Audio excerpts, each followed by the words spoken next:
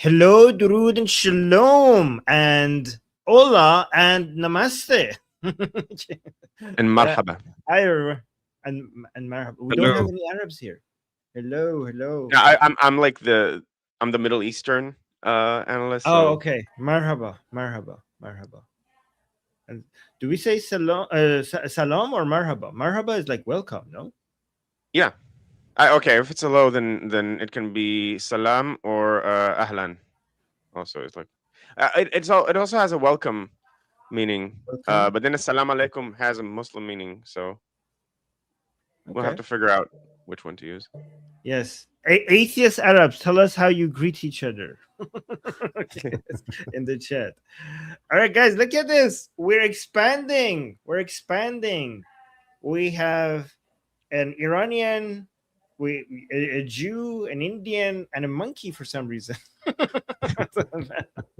We're multiple nationalities, ethnicities, but also species. We're very diverse. The most diverse panel. I challenge you. What other panels also go interspecies, right? I'm also representing mixed. the people that don't want to show their face. Said you're mixed species? I'm one species. I'm monospecial. Okay. But I am I'm half Indian, half Latin. My mother is from Latin America. That's and you're married to an Israeli. Yes. Moroccan Israeli. Moroccan. So we're already cross-pollinating. Yeah. Wow. So you have connection to Latin America, India, America because you're American, Morocco, and Israel. That's Indeed. Very international. I'm a mess. Beautiful mess. All right. So, we got Sherry. Thank you so much for the super chat already saying welcome all. Well, thank you, Sherry. Appreciate you saying that. All right, guys. So, you guys know Guy? You guys do we need introduction? No, right? Everybody, you guys know everybody. So we could just get started. So we're gonna go through a series of videos and we're gonna see what your opinions on them are. The first one is Emily Schrader posted this. Emily Schrader said, JD Vance himself is not America first. The irony. This is what happens when you cozy up to the Islamic Republic's lobby. I have no idea what this video is. So let's just play it and see what we think about it. But Emily is not impressed. So if there's a final argument here, it's that we have to accept that there are trade-offs. America cannot manufacture enough weapons to support 4 different wars in 4 different corners of the world. We just can't do it. We can't do it in part because of the decisions made by my bipartisan colleagues of the last 40 years, but it's the reality that we live in, which means that we have to pick and choose. We have to identify where our interests are most important, and we have to try to divert American foreign power to focus on those particular things. And this is why I think it is so important that for the next 30 or 40 years in a world of multipolarity, look, China wasn't built in a decade. It's not going to be unbuilt in a decade. Even if we wanted it to, we have to recognize that Chinese industrial power is here to stay. Okay. So what are we going to do in that world? I think, again, that world of multipolarity, that means that we want the Israelis and the Sunnis to police their own region of the world. We want the Europeans to police their own region of the world. And we want to be able to focus more on East Asia. You can't do that if you're not willing to make trade-offs. And every single day in this town, I see the weird ways in which this current leadership is totally unable to make trade-offs. When I made this argument probably 6 or so months ago among my Senate Republican colleagues, that there were, for example, only so many artillery shells in the world, and we couldn't send them to Taiwan, Israel, and Ukraine at the quantities that they want because there aren't enough to send there. So we're going to have to pick and choose. Okay, thoughts? When is the date? What is the date of this? Yeah, that's a good question. I think the important part is what's in the background. This is the Quincy Institute. Yeah. Oh.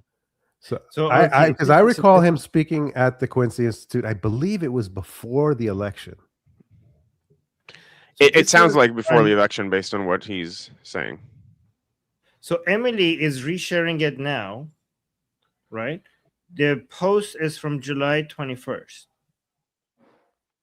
And the But original it's post not is clear when saying, the video is from. okay, yeah, that's a good question. The so okay, yeah, that's a good question.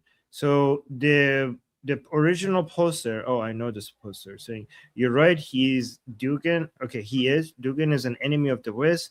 He promotes a world of multipolarity in which America gives up its status as the world's superpower. You know who else promoted the worldview at the Islamic Republic's lobby? The Quincy Institute. At the Quincy Institute, Vance did. So is Vance connected to the Quincy Institute? But did he speak there? Because that is very damning if he did that. Is that true? He did- did speak I there. mean, I believe it was before It's in the background. It election. says Quincy Institute. Yeah. He's connected to Trita Oh, Parsi. yeah, We know yeah. that already. Yes. So like, isn't this like an anti-American institution? Why is he speaking there? Yeah, it's. I So- mean, it's. I would say that I'm sure the Quincy Institute would dispute that characterization. But from my perspective, it is. I think the Quincy Institute is involved in promoting this idea of multipolarity, and it's doing it, one, to protect the IR, and two, to undermine American hegemony. So I think it's that's my view of their posturing. Although that's, I'm sure that they would claim otherwise. Yeah, so they're advocating, like, Sure. officially they're advocating foreign policy restraint. It's just that, I mean, their connections to Parsi and therefore the Islamic Republic are undeniable. I believe So- Parsi is the founder. Is that right? Yeah, Yeah. I mean, I think the, so. he's the main dude there. So, like, what is the response? What is the steel man for him working with institutions that are clearly Islamic Republic's lobby in the United States and being influenced by them? Like, I think what it's is not. what is- So I think it's clear to us. I think it might not be clear to him. And it's a policy form that is aligned with his foreign policy agenda broadly, and the kind of thing that the new right and the isolationists would advocate for. Okay, so this is from 2024, from May 23. So Okay. according, yeah, sorry, I was saying it was on May 23rd, 2024. Okay, why what is- I I would mean, say why on do you- this is the multipolar view is a problem. This is something that's set forth by China. They want to be the other pole, not Russia. Russia can't do it. It has no way to do it. It wants to share the world with China. I also find it troubling that he said Sunni. That's a religion, right? He wants Israel to share the Middle East with the Sunnis. Why would you share with a religion, especially when you know the tenets of that religion are expansionist and basically colonial? So They're I can after defend that. empire. I can defend that. Broadly speaking, this is American doctrine. This is like the epitome of what America strives for, is to have, when he says the Sunnis, he's talking about the Sunni moderates. So like UAE style, or at least that's, I mean, I think Rubio would say roughly the same thing. You want the responsible countries to police their own area. And so that would be Israel and UAE and Saudi Arabia. I think, unfortunately, that he's also putting in that bucket Qatar and Turkey. So And that Egypt would be the and problem. Jordan. Yeah, but Egypt and Jordan are not really sovereign themselves at the moment. They're But he both, would include them in that category. yeah, which is fine-ish, because I mean, they are under the Saudi umbrella. They're not self-sufficient countries. That's what I meant. Like, Yeah. I think there's a lot wrong with them in terms of what they're teaching their population, but the leaderships are, broadly speaking, responsible and restrained. And actually, Egypt has a secular military dictatorship as opposed to a religious one. So I can steel man this argument, and I think it's broadly, like, when they say the Sunnis, this is broadly what American foreign foreign policy people mean. They mean like the Gulf states and the other countries that are broadly on the American like under America, and so you want to have a broad umbrella, which is what you need the Abraham Accords for, where you have Israel leaving peacefully with these countries because they're not going anywhere, and sort of being the police of this region against Islamists and against security threats. Like that I don't have a problem with. Broadly, I think his statement is broadly true.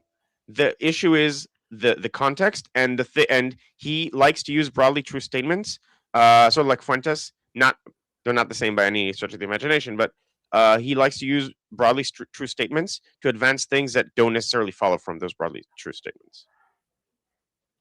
Yeah. Well, in the scenario where you're steel manning it, I understand that position. But if you're not steel manning it, the concept of a president accepting another world power when we know the aspirations of those world powers is ridiculous, or a vice presidential candidate, if we're talking May 2024, to advocate for a multipolar world is ridiculous. Like, if you're going to stand, oh, he meant this and we're trying to steel man, that's fine. We do that with Trump all the time. But if we're not steel manning it, say what you mean. If you mean Saudi Arabia and Israel, or if you mean the Persian Gulf allies, say that. But to say Sunni is religion. And that's a problem, because you can steel man it. Oh, he really meant this or that. And I do that sometimes too. But I completely, absolutely reject all of his statements, not just about the Sunnis, not just about the multipolar world. This is, to me, the clearest evidence I can bring to say that J.D. Vance is a traitor and that we should call him J.D. Pence. So you've been. I would like to say one thing again, because I know that we're all anti Vance and pro Rubio. And we all think that Vance poses some sort of danger. I do want to. But not on bounce it out a bit everything. by- I mean, Vance. Yeah. Vance is like good on migration and some other stuff. internal like policy. corruption. Fraud. Yes. Yeah. Fraud. Yes. Okay. But go on, Guy. And so you can say a cheap shot would be takes one to no one against Vance. That's why he's so good on it. But no, that's just a joke. But broadly speaking, like what he actually said in this clip, nothing from that doesn't follow a multipolar world. So what he said in this clip is true. It's just that the U.S., and this is something that Amu Jeff has also said to us. There is a broad munitions issue where you just can't. The American manufacturing, because of what has happened over the last few decades, because the manufacturing is so bad, they just don't have enough to share around to the extent that they would need to police everything.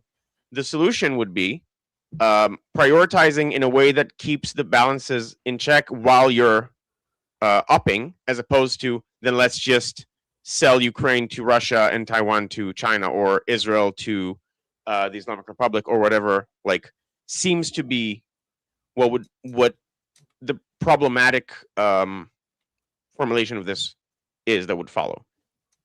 But the statement itself is true. The issue is, okay, so what do you do about it? Okay. All right. So, Sid, you go. You have the last word, and then I want to move to the next video. Go on. Oh, okay. Well, then, all right. I wanted to parse it, but if we're just moving on, then I'll just say I largely agree with Guy. I think that if you just look at most of the facts that he laid out, I would basically say that they are defensible.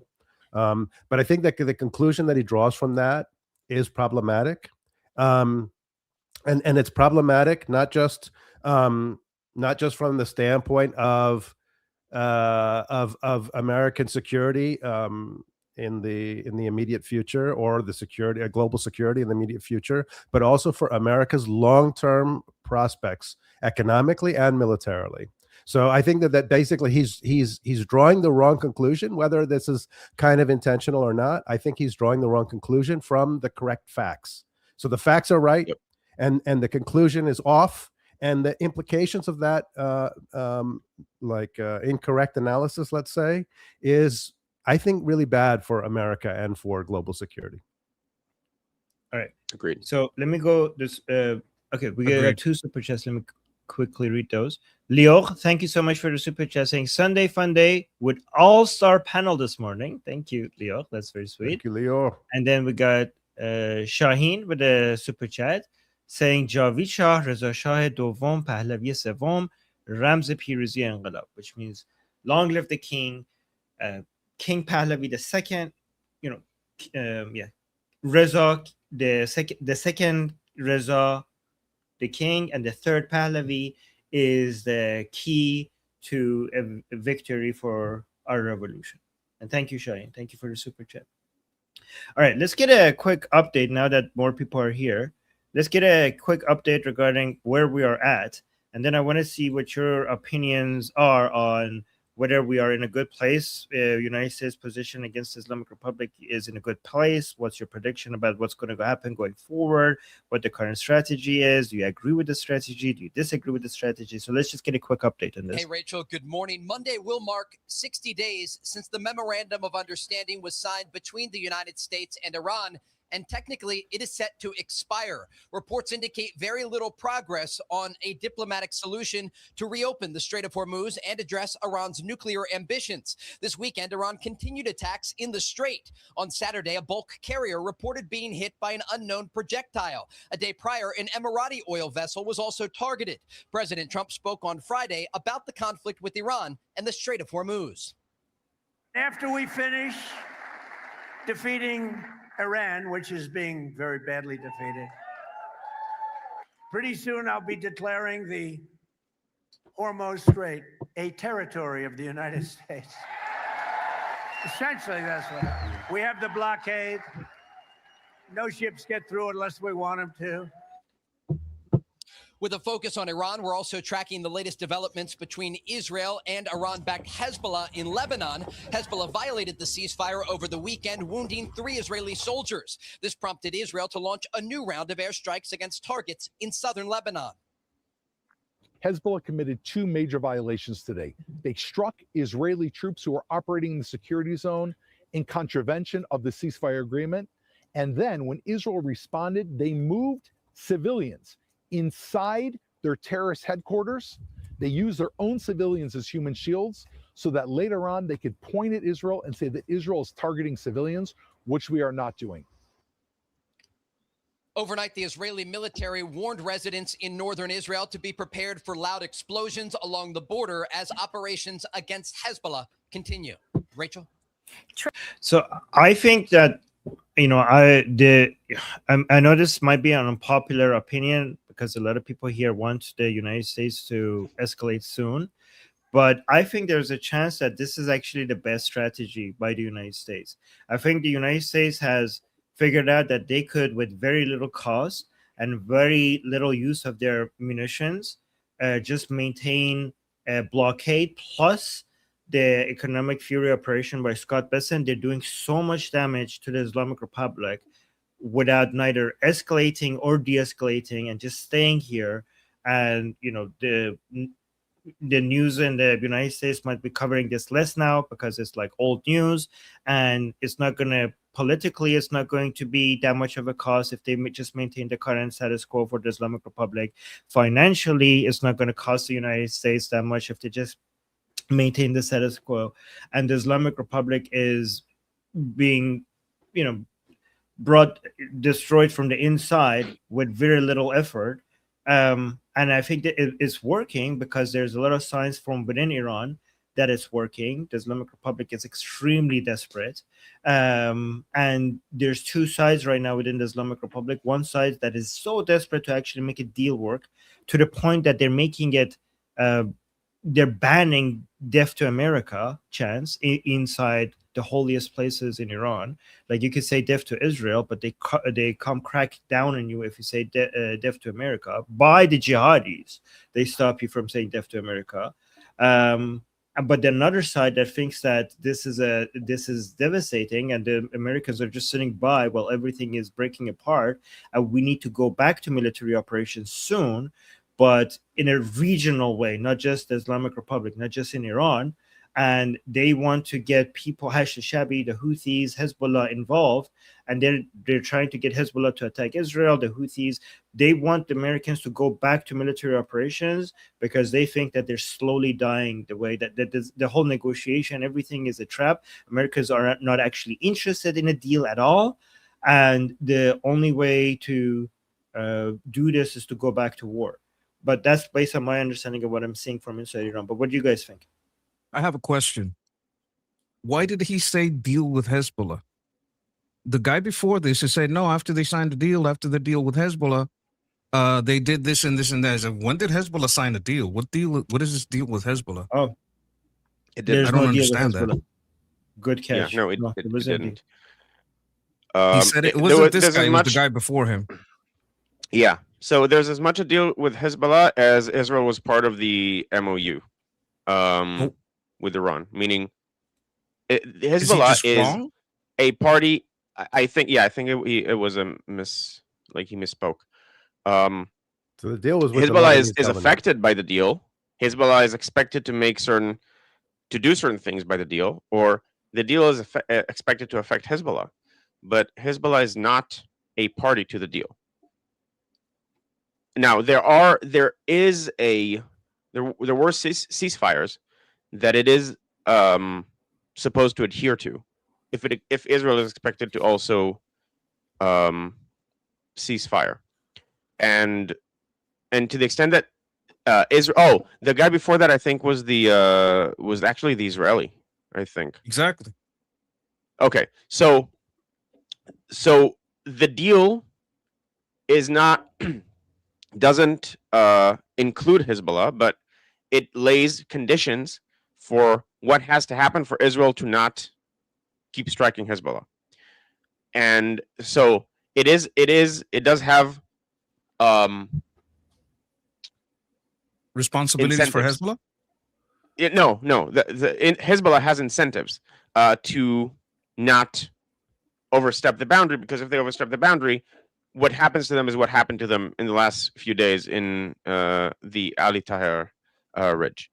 So the deal says that Israel is not going to advance further into Lebanon, meaning also further into Hezbollah territory, and it's going to hold the line, the yellow line or the expanded yellow line or whatever, the line that it's in right now. I mean, can we hear what he said again? What the guy said from Israel? Because that was weird as hell. I don't understand what the hell he's talking about. He very specifically said, that guy, that's the guy. Yeah. Airstrikes against targets in southern Lebanon. Hezbollah committed two major violations today. They struck Israeli troops who were operating in the security zone in contravention of the ceasefire agreement. And then when Israel responded, they moved civilians inside their terrorist headquarters. They used their own civilians as human shields so that later on they could point at Israel and say that Israel is targeting civilians, which we are not doing. You get what I mean? Okay. Yeah. So, but the way he stated it is actually, he said Hezbollah is doing things that are in breach of the agreement. Yep. Yeah. Agreement, meaning that there are conditions in the agreement between Israel and Lebanon that as long as Hezbollah doesn't do X, Israel is not going to do Y. Well, Hezbollah did X, therefore Israel is going to do Y, and this is agreed upon by the Lebanese government. So there, he's framing it like Hezbollah is the person who broke the deal. Not Hezbollah did things that are in violation of the deal, which is true. That's a descriptive, an accurate descriptive statement. Because the deal says Israel is not going to advance as and strike Lebanese land as long as Hezbollah doesn't do Y. But so, Guy, after you finish this thought, but then let's go back to what the original point was, which is where we are at between the United States and the Islamic Republic, what the strategy is, whether you think it makes sense, and where we're going. And then you comment on this, and also Sid hasn't been speaking, so let's try to get Sid involved in this as well. But go on. Okay, so basically, the phrasing was actually accurate. It sounds as though Hezbollah is part of the agreement, but it actually isn't, and it's just an accurate statement for what the agreement is. As for where things stand, I agree with you, and for what it's worth, the former chief of Mossad also agrees with you, Armin, that this is the best course of action. Because he said, I think you talked about this a while ago, that he said that if the blockade continues for a few months, 7 months. Yeah, and what he said was it was in May, and he said that if the blockade continues, the Islamic Republic will fall by the end of the year. So it didn't say it's going to take 7 months. It's going to take. He said it's going to take up to 7 months. So we had a removal of the blockade, and then we put it back on again now, right? So I don't know, right, if his calculation changes based on the fact that we removed it for a little bit. I mean, to be fair, the Islamic Republic didn't make much from, didn't gain anything from that, did it? Because all the money that was supposed to be released for them to buy food and stuff from Americans is now in an escrow account and never got released from them. So we should be on the same track if that number is, if that 7 by the end of the year should not have changed, given that the blockade removal didn't give them any advantage. Especially if the main issue is oil, because that money was used to buy food, specifically and explicitly, not oil. And I don't think they managed to get back any. So there were ships headed to China, but then turned out no one bought it. Okay, I'll stop speaking. Don't have to be passive aggressive about it. Yeah. Okay. No, go ahead though. I'm just kidding. Well, now I don't want to talk. No, okay, so I'll say one more thing, which is I have a bit of a reservation because we've been here before. That Scotty B's promise is a threat, and then at the last minute they're going to announce a deal. For the reasons are, one, there are still talks ongoing. Like Pakistan and Qatar keep saying, "Oh, we're so close to peace. Oh my God, we have peace. Like we're this far from peace." And also the video that you talked about with Ali yesterday, for like, why would the Islamic Republic be fearful of attacking Trump verbally if they're not in talks? Yes, exactly. I will play that video soon, so that people know what we're talking about here as well. But Sid.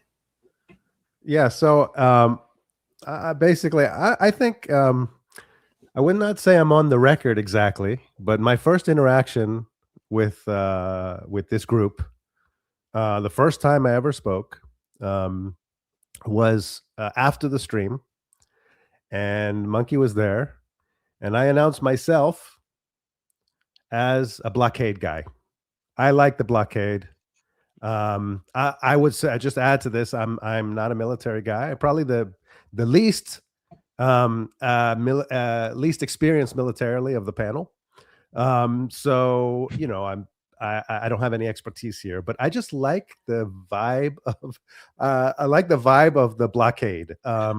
And I think for the reasons that you said, Armin, that I think it's a sort of a low cost, high pressure, high leverage, low cost action. Now I think that when we're not active kinetically, or let's say less active kinetically, I think Iran is less in the news.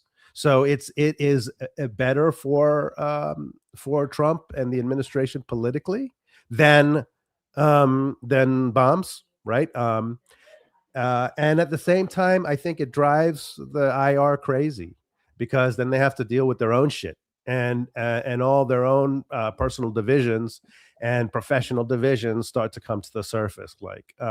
So I think that they are very. I also think that bombs can only accomplish so much. And I think, Armin, you've also said often that internal division is sort of like the best indication that things are going in the right direction.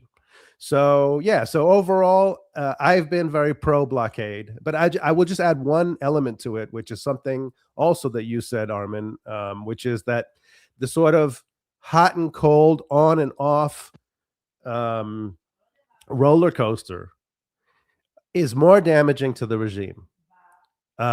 So that's a possibility too, that's part of the process. So I do think that the hot and cold is politically damaging to the administration in the US, right? Because it comes across looking confused, right? And looking, I would say, like impulsive.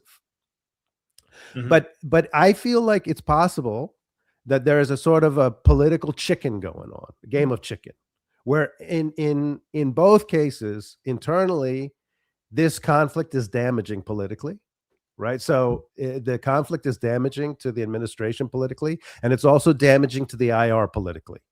And the question is, who's taking more damage, right? And if the idea is, if the IR is taking much more damage, then this is a damage that the administration can afford to absorb if there's a positive outcome, in the near future. Right. I'd like to speak on the tentacles because I didn't really talk about the military side. Yes, I'll go try ahead, to keep it Monkey. short. I know we're up against the clock here. The thing about the tentacles is now right now we have a triumvirate, and Turkey might need help with the PPK, so they have their little deal, and Pakistan might need help with Afghanistan, so they got their little deal, and the Saudis might need help with Yemen, that may not have their little deal. People like to say this is about Israel, but let's be real, who they're actually fighting. So that's a good deal to have them fighting whatever tentacles are around that might try to go into Iran if there's a fall of the IRGC. I think that's good. Dealing with the Houthis, dealing with Hashd al-Shabi, dealing with Hezbollah is a good thing. So this isn't just a blockade. It's blockade plus. Yeah, and Monkey, do you think that because you were saying that you wanted some military escalations before the midterms, do you think now that maybe the blockade, this strategy actually might make more sense? I think it's too late. Oh, it's too late. But right now, based on all more information that we have, do you think that going this route makes actually more sense compared to, the going all out and doing military? Given all the new information that we have, that maybe the Trump administration did pick the best route. No. I still Okay. stand by at the time going all out. Sometimes offense is the best defense. They can't attack every other country around if they're like going through a devastating, basically crush of their military, of every facility. And if then we do the recognition of like, we can't deal with these people, we want to establish a transitional government and then go through the 3 cities in the South, I still think that's the best option. I just think we're out of time for that. Mm-hmm. Okay. So Monkey, I see you start some comments before I show you the next video, but I think 3 of the comments are about the previous video. Maybe the 2 comments that are about this topic. Do you want to address those? I started some of them. Oh, okay. So Guy, you want to? Okay, cool. Guy, you want to address the ones that you started? So also about the previous one? No, the previous one, I think like we moved past that. Okay. So the ones that you started. So one of them is about something that presumably will happen later. Okay. About like Egypt and Kushner and the Board of Peace and so on, if we'll get to it. Okay. So basically the main one is Jodo is saying economic sanctions like air power only have never won a war either. So what do you guys have to say to that? Like to collapse the regime, to get the uprising going, eventually you need some sort of kinetic action, be it from bombardments or with people on the ground. Like, isn't the economic sanctions on Saddam help to eventual? Didn't that help with the eventual fall of Saddam? What about the Soviet Union? That also involved strong. I mean, Saddam specifically also involved a little bit of military action, just a smidge. Well, we're not saying that this is enough, but it's creating it's creating the ground. And also, Monkey brought a good example: economic pressure with Soviet Union also eventually led to the fall of the Soviet Union. But and other Eastern Bloc nations. Yeah, exactly. So we do have examples of it working. And also, it's not the economic, and it's, by the way, it's not economic sanction what the United States is doing, because I think economic sanctions underselling what's happening right now to the Islamic Republic. Like this is a level of isolation that has never happened in history. Like we're suffocating the Islamic Republic. It's not, sanctions doesn't do it justice. And that's before Scotty B's promise, which he should reveal tomorrow. Yeah. It's going to be challenging. It's not going to be that easy because, again, I know people say they don't care, but China, this is going to put United States and China at odds with each other over these sanctions, because a lot of it is United States being able to push back against Chinese companies that the Islamic Republic uses as loopholes to sell its oil and gas. So a lot of these are going to be based on how United States is going to be successfully pushed back against these Chinese methods of allowing the Islamic Republic to sell its oil.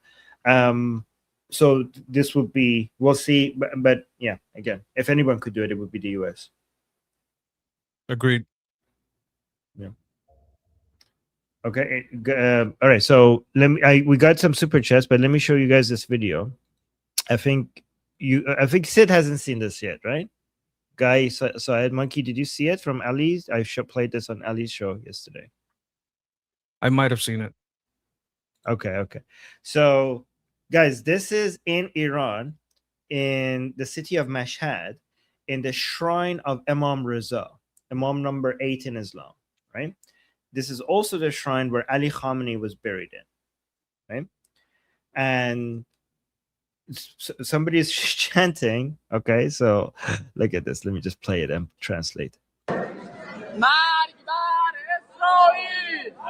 So he's chanting death to Israel. All right, so far, normal.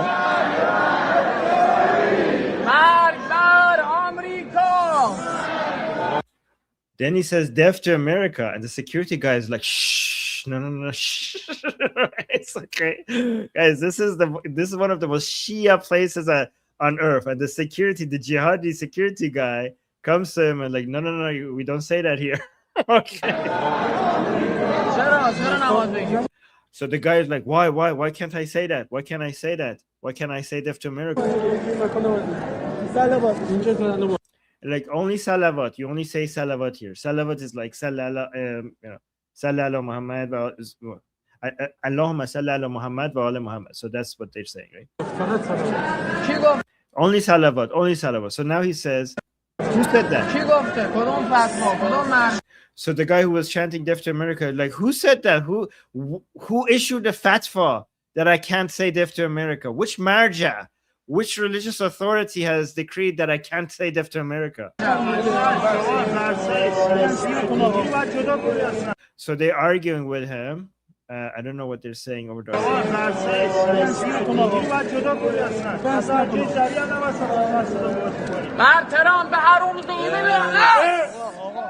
So he started changing his chant. It's like, cursed be upon the bastard Trump. And they're like, oh, no, we don't. So they surround him like, no, you don't say that here. Okay. So okay, this is in Iran. Okay, guys, this is in Iran, in a Shia place. Okay. I'm like, stop saying that. They're reading Quran here. You have to respect the Quran reading here. So he says, guys that killed our supreme, and then it gets cut. So he was saying like I think what he was about to say is like the people, like we can't curse the people who killed our supreme leader. So guys, this video shows that right next to the burial ground of the supreme leader, you cannot curse the people who killed the supreme leader. Apparently you cannot do that. So you can't do that in United States. You can insult Trump, but in Iran, apparently you can't. You can't insult Trump in Iran, apparently. So there you go. Okay, thoughts?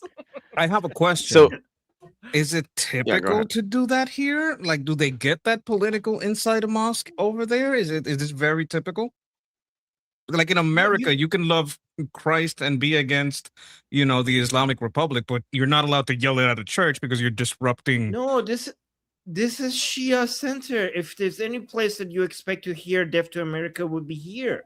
In fact, you saw at the beginning, they didn't stop him when he was saying death to Israel. Only when he said death to America. See, like, look at this. So no issue. If everybody Well, they else turned their back on him. They didn't even care. No.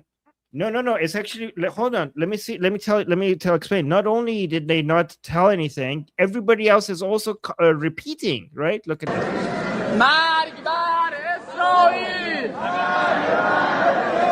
Everybody else is repeating, death to Israel. Shh. That's when they turned around. Oh my God. Yep. No. Were they okay? Were they standing next to him already? Like maybe they heard him starting the chant and then started walking to him. Like also already when he said Magbar Israel, and then like is this the person? Is that not him? No, that's a person behind him. Yes. Right, and it looked like he was just walking. Like maybe he started already before that because he didn't want any chant. Maybe they got to him. Yeah, that's a good observation. Maybe he was on his way. Yeah, stop him. Do those two follow each other usually? Yeah, I don't know. Like usually Magbar Israel and Magbar America.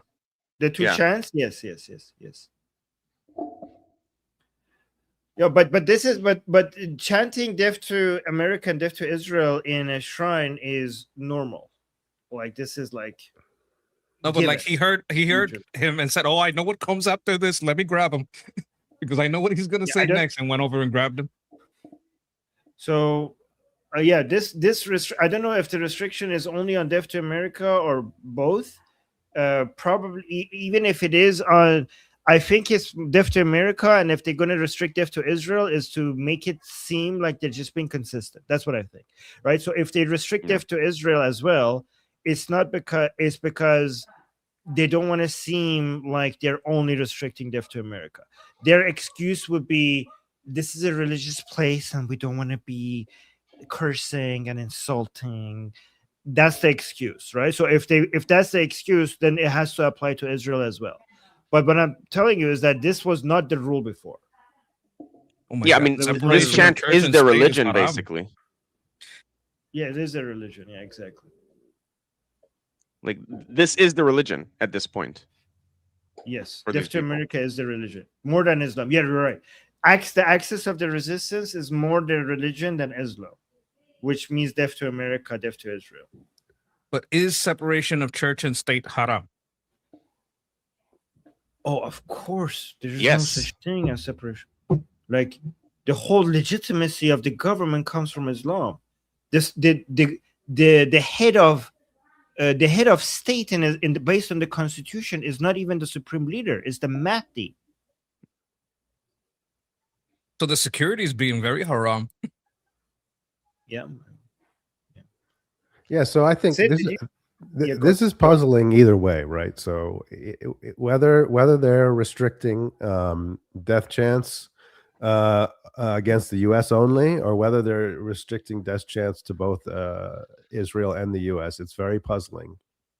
I mean, I think my first thought is like, why would is it Basij, these or whoever these enforcers are, right?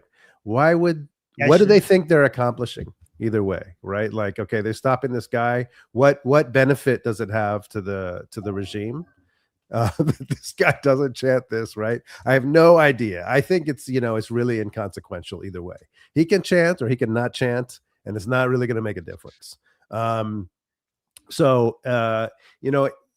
If let's say this is a top-down policy to only curse Israel, I could see a justification for it, which is like basically all of the pressure and all of the blame is being directed at Israel because Israel is small. And there is perceived division between the US and Israel. So can we exacerbate that, right? Can we sort of indicate through our chanting that Israel is really the problem here, this is like the Trita Parsi perspective, right? Look, Israel is really the problem. Like, if we could just sort of like cut Israel loose, let them deal with their own problems, and then, you know, we can have a very constructive relationship with the IR. So yeah, okay, so that maybe that's a possibility. Again, I don't think this chant is really going to make a difference either way, but I can sort of see that as a top-down approach. The other, though, the top-down ban on cursing, it does seem like this could be really damaging for morale. So, like, you know, the few supporters left, like, they need to demonstrate that they're still in the fight, you know, like, oh, you know, we're death to Israel, death to America, we're still down, you know, we still come, we still pray, we still curse our enemies, we're still here, you know, you can bomb us, but we're not going to stop chanting, we're not going to stop cursing our enemies, we're not going to stop fighting. So this seems to be like, at least from that standpoint, from the standpoint of maintaining the support of the sort of hardcore, this seems counterproductive. Yeah. So here's what I think it might be happening. Trump had communicated that in the negotiations with the Islamic Republic, he did ask the people he's talking to, he demanded that they should stop showing so much aggression to the United States, not just in action, but also in the, you know, Rhetoric. In yes, exactly, right. So this has been a demand by President Trump, and to me, this is Ghalibaf trying to show President Trump that he's trying his best, right? And or even if they're, so here's the thing, this is the reason why this is a big deal, is because I know for a fact that all the jihadis are going to take these videos, this one video, and spread it everywhere as proof that there has been a coup d'etat and the Zionists and Americans are ruling over them, and the Islamic Republic has fallen and it's not Islamic anymore, and we need to rise up against it, right? However, it also might be a 5D chess being played here by Ghalibaf, okay? Because you're like, okay, well, this is going to backfire. Obviously, trying to silencing the jihadis, and then them seeing that they can't even say death to America anymore, is going to convince them that the regime has been taken over by the Americans and Israelis. But again, I'm not saying this is the case, but it also might be the backlash from the jihadis might be a way for Ghalibaf to try to show to the Americans, like, look, I'm trying, look at what I'm dealing with, like, my hands are tied, like, look, the level of backlash I'm getting internally shows that I'm doing so much, right? Or else these people wouldn't be angry with me, right? Like a The staged level of virtue signal.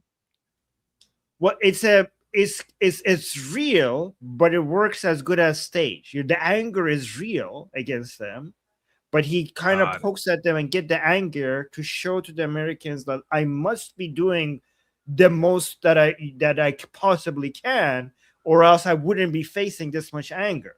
Does that make sense? Yes, I mean, you're still demonstrating you're not in control, but yes, it makes sense. Yeah, I mean, one way to look at it is I'm paying a political price for my cooperation with you, so cut me some slack. That's a great summary. Yes. Bingo. That's a great summary. All right. What would be the point of doing that, though, if they don't think there's a chance of a deal? Like, he being, let's say it's Ghalibaf.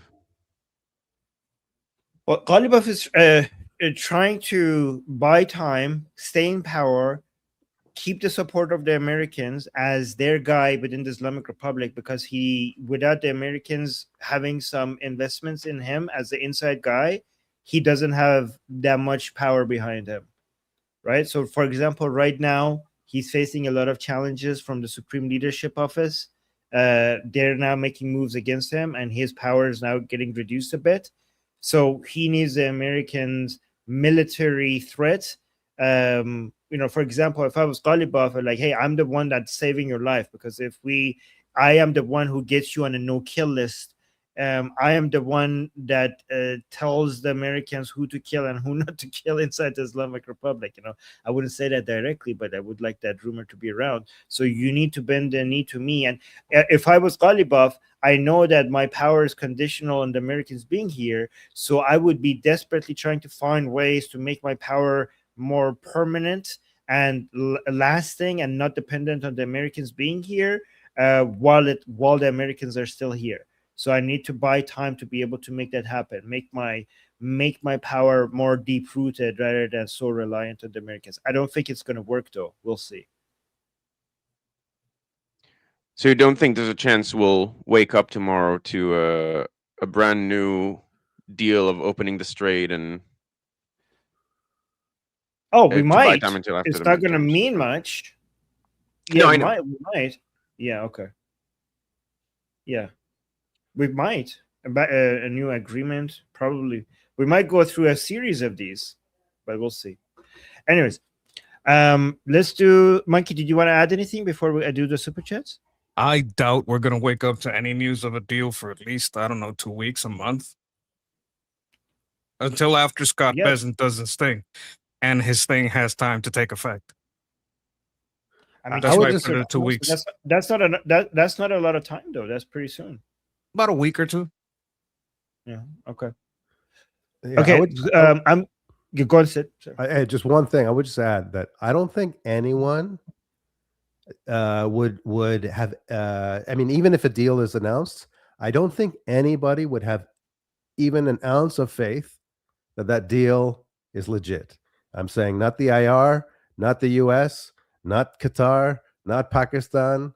Nobody thinks that this deal, if it's announced, is going to last more than a few days or a week. So before I read the super chats, Guy, I see 2 start comments. Did you want to address them before I read the super chats or no? So the 2 start comments are like a whole different topic. It's about the Board of Peace. If we get to it. Okay, so then unstart them then, because I thought if you don't want to go to them, then unstart them. Yeah, right, we can go. I figured we'd go to them like maybe eventually after we're done with the other topics. Okay, but all right. So I'll just do the super chat. Bobo is with the super chat saying 5,000 Israelis left Israel, mostly liberals. I don't know what this is referring to. So I think this is Bobo is my my most reliable super chatter on my streams. I assume this is directed at me. Israelis, there have been waves over the last few years of Israelis leaving, going to live abroad and so on, and they're larger than waves before. And depending on your position, and presumably most of them are, let's say, left-leaning or center-left, like they're on the anti-Netanyahu block, and so like some of this is a war. This war is the most we've been existentially threatened, and people like just thought we were safe. I was the same way before October 7th. And for some people, they're like, oh, okay, wow, this is actually I have options, so I'm gonna move. For some people, it's I don't recognize this country anymore because I've been convinced that it's turning into a non-liberal democracy by the government. They're trying to do judicial reform to take over the institutions, to make it just a majoritarian democracy. And I don't identify with the country anymore, so I'm going to leave. And this is a problem. There's an escape of minds, but presumably once the war ends, a lot of people will return. And there are, depending on what the next government is going to be like, there's going to be an effort to bring people back. I would just add one thing is that, and I don't really know the numbers, but just aware anecdotally of Jews from the diaspora moving to Israel during this time as well. So I don't know what that is, but it may be actually quite significant number that's offset the ones that are leaving. Yes, we're going to have to deal with a lot of immigration and remigration. Also, a lot of these people, if they feel unsafe in Israel, just wait until they get to the West. They have this illusion that the reason people hate Israelis now is just the the policy of the government, as opposed to, oh, we now feel emboldened to say what we've always thought about all Jews. And so they quickly realize that no, you don't understand. I'm against Netanyahu. Is not going to leave that big of an impression, and so they'll be. I see this as a short-term thing that, and eventually will have way more of an influx of Jews coming into Israel. I agree with that, Sid. Yeah, we would celebrate 50,000, 500,000 liberals leaving anywhere. Like, I'd be breaking out. Let's play the Havanaglia, dubstep remix. Let's go. Well, yeah, I mean, actually, this is one of my big frustrations, where people who hate America don't leave, and I wish they would. Like you looking at, for example, Venezuela before the Maduro extradition. I mean, Venezuela was bleeding people. And yet they're like people with a sort of Chavista ideology here in America, complaining about how bad America is. They say, well, you can help them out, like Venezuela would love people, especially people bringing wealth. So, it would be great if anti-American Americans would move to China, for example. You want communism? Go. There are places that have it. Yeah. And not only there are places that have it, those places have negative net migration. So the people are leaving. You can help offset that, right? You can help offset that, and you can help demonstrate the success of those systems. And I do just want to clarify, a lot of the people who are leaving now are not, like, it's not the same. It's not they're anti-Israel. They feel like Israel. They feel very, like, some of them. We're very patriotic, but we feel like Israel is going in a dark place, and we don't want to be a part of it. And so that would be like their framing of it. Okay, let's go to the next super chat. Ghalibov with a super chat saying, "Why is no one except you guys talking about the 400K oil slick?" I don't know, because I thought that that's going to be a big deal for the water desalinations, plans by the Arab countries in the, around the area as well. But you guys heard about this, right? There was a significant incident where, like, there's a lot of, the Islamic Republic hit an oil tanker in the Persian Gulf, and it basically unleashed like a large scale oil slicks, like over many kilometers. It was pretty obvious. Which is really, is really bad for marine life there. But also, I mean, maybe I'm exaggerating this or not, but I don't know how big of a deal this is, but I thought that this is the primary drinking water of the Arab countries comes from water desalination, and if at some point the water that gets too toxic, then we might be talking about millions of people, like one of the greatest mass exodus of people out of a region in history. But maybe I'm exaggerating how big of a deal this is. So why did Greta Thunberg stop caring about oil and start caring about Hamas? Because the leftists are hypocrites. They don't care about the environment. Not if it's the IRGC destroying the environment. They're biased, hypocrite scumbags. Yeah. So here's what I think. Why it might not be that big of a deal. So oil and water don't mix, and apparently that's both types of oil. And desalination plants, a lot of what they do is filter out the water from excess stuff. So I'm no expert on this by any means, even though I'm Israeli, so I'm expected to be. But I think those places, those desalination plants, go through a lot of filtering, and through that filtering, you're going to get the oil out anyway. I think. Everything you just said is wrong. The Persian Gulf is a very shallow body of water. You could have some of that in the deep sea, but not in the Persian Gulf. That's number one.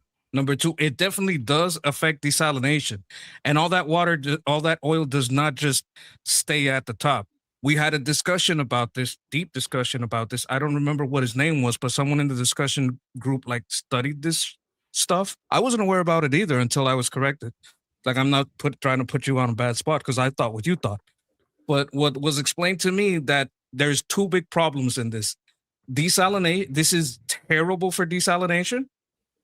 And because of the particulars of the Persian Gulf, because it's not a very deep body of water compared to like a deep blue sea, it is a problem. And also these people cry over a smelt not being able to like it's gonna get like these tree huggers are extreme. They like to throw soup cans because people use a car. So like even if it was a little, if they were true to their beliefs, they would be screaming their heads off, number one. And number two, it is a problem. Like, I'm not going to say it's the end of the world, but it would affect desalination. So I just looked it up. And it's a shallow basin. Okay. I just looked it up, and Monkey is right.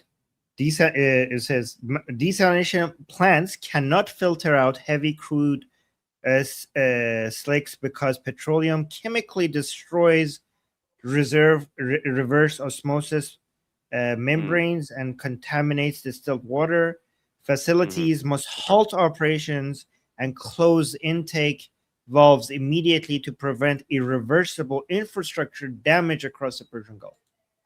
So holy crap, that's big. That seemed like a big deal. Yeah. All right. Okay. I was wrong. And then we got some jewels from BuildTube, 200 jewels from BuildTube, and 2 jewels from Samantha. Thank you so much to you both. Thank you. I appreciate you guys. All right, so you guys know about people saying that the soldiers at the USS Abraham Lincoln are not treated right. They have food shortages. Some of them wanted to jump off board and stuff like that. That has become a major big news, bigger than I thought it would be. Is getting a lot of attention. So here's a response to that by Marine Joey Jones, who deployed to Afghanistan and lost his legs, and he is now talking about that. So let's see what he has to say, and if you guys agree or not. You know what I ate in Afghanistan for 6 months on a burner with using a little burner? I ate ramen noodles. I had to pull the seasoning packet out because I had too much sodium in it, and I put tuna packets in it. That's what I ate. And you know what? I was happy to have it because the alternative was an MRE or something cooked by the Afghan guy who was too stupid to be given a gun, and they let him be the cook. And so if I wanted something spicy, test my fate a little bit, I'd go get a bowl of whatever he made in that giant, urn thing that he had. I mean, how weak are you on TV complaining about tuna and noodles? I'm sorry. You volunteered to serve your country.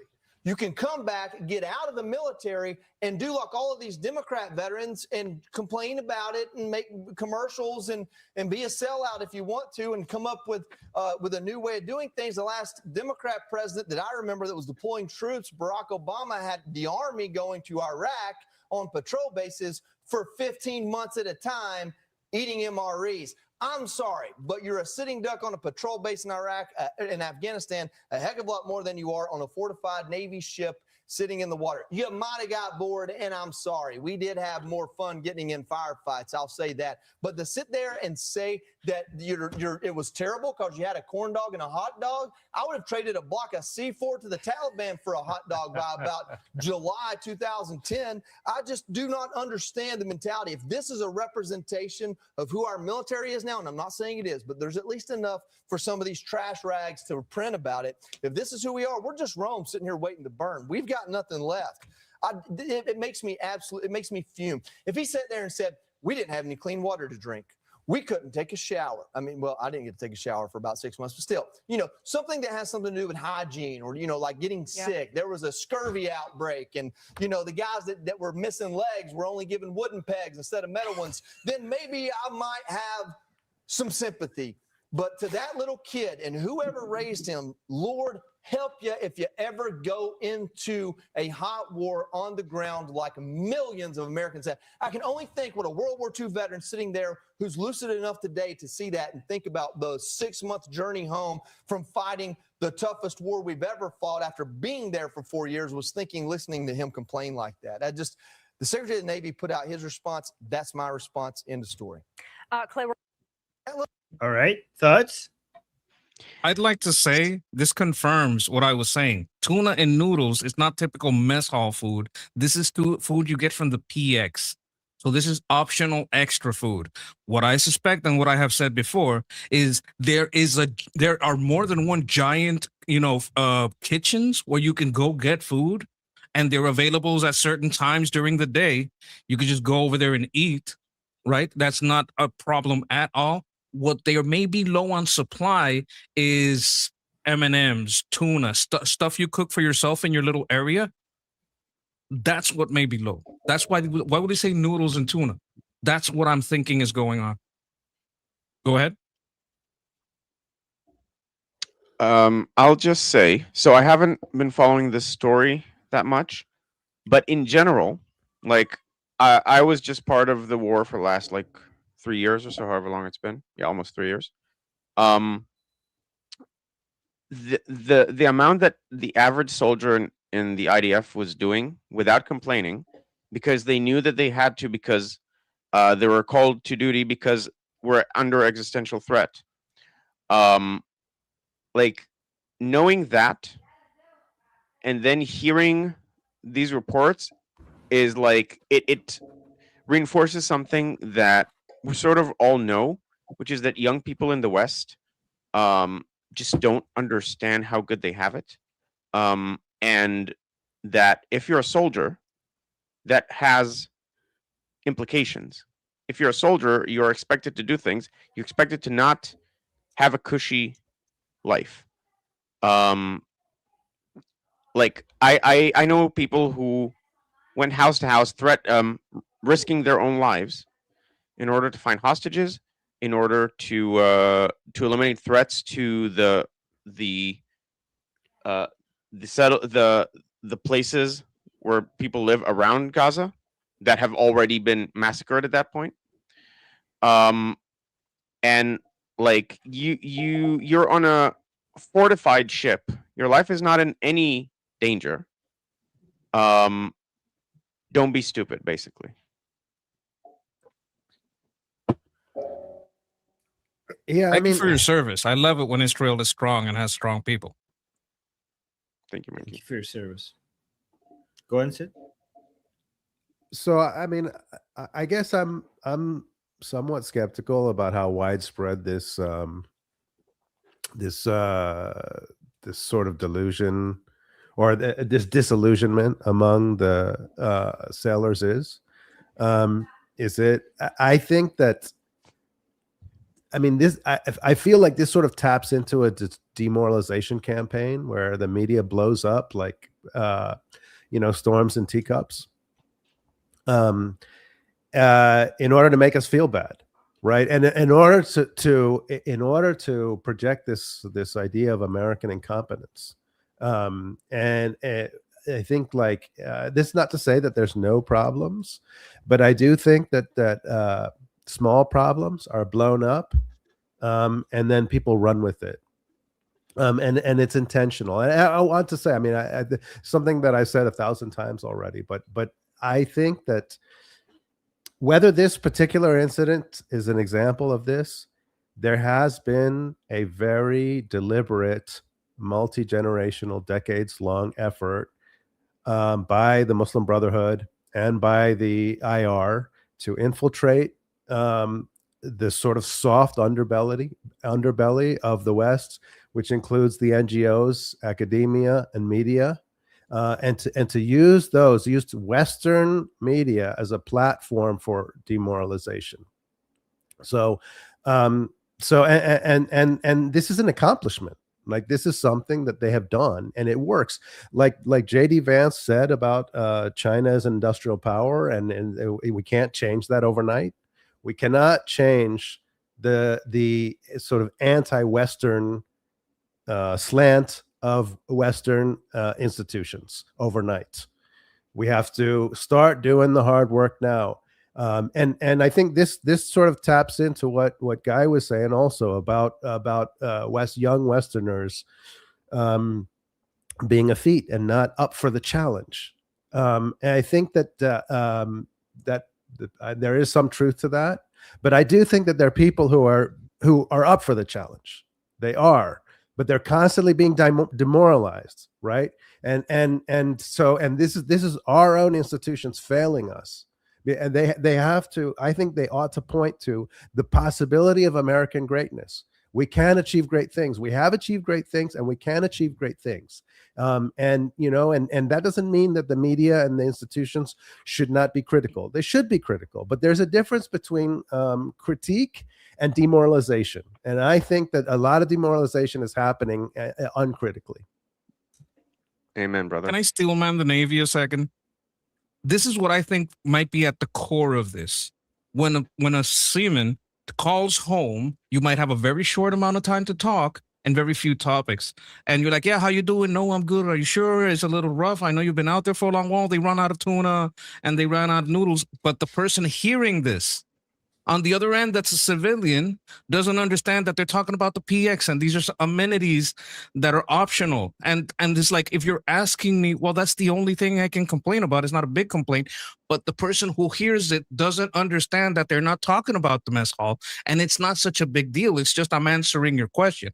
But to you, this is the only thing you know for, I don't know, a week at a time. That's when they have the time to call because they're on video or audio lockdown and you can't really get messages about. So they take that little information and they make a big deal out of it, even though the soldier or the service person wasn't even trying to make a big deal out of it. It's just a common conversation. There's 5,000 people on that ship, right? If 100 of those conversations get out, it starts to sound like a big deal, but it was just an offhand comment.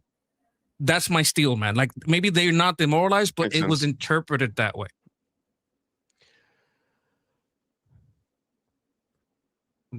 You guys, go on, my guy, and then you. I don't know. You start. I Amir? start Amir, and then the comment before Amir. If you want to respond to it, then No, you go ahead. or Go- we go- can skip highlight it. them. No, go ahead. So, okay, here. So, Yes. this comment you start saying, the Jew doesn't understand that Iran is not an existential threat to America. It's a threat to Israel. It's a Okay. treat. This is It's a this is actually the best. Yeah. So I know why you want me to respond to it. So first of all, this Jew, okay, so shows you the type of person you are, and also the amount of hate that exists globally against the Jews. So thank you for making that clear. People who want to make the Islamic Republic seem an Israeli problem, this is the type of people they are. So we know. So thank you for making that clear. But also, And I prefer I grew- religiously challenged. Yes. Okay. So again, so you don't understand Iran. You have no idea what you're talking about. I grew up in Iran, and since childhood, in our school books, in our school programming, in our children's TV programming, and for many years on a wall. I remember a wall that I used to walk by every single day going to school, except Fridays, which school was closed. We were constantly reminded that the goal is to destroy United States. We were told that United States is the big Satan and Israel is the little Satan. The Islamic Republic on day one declared war against the United States and promised that one day it would destroy the United States.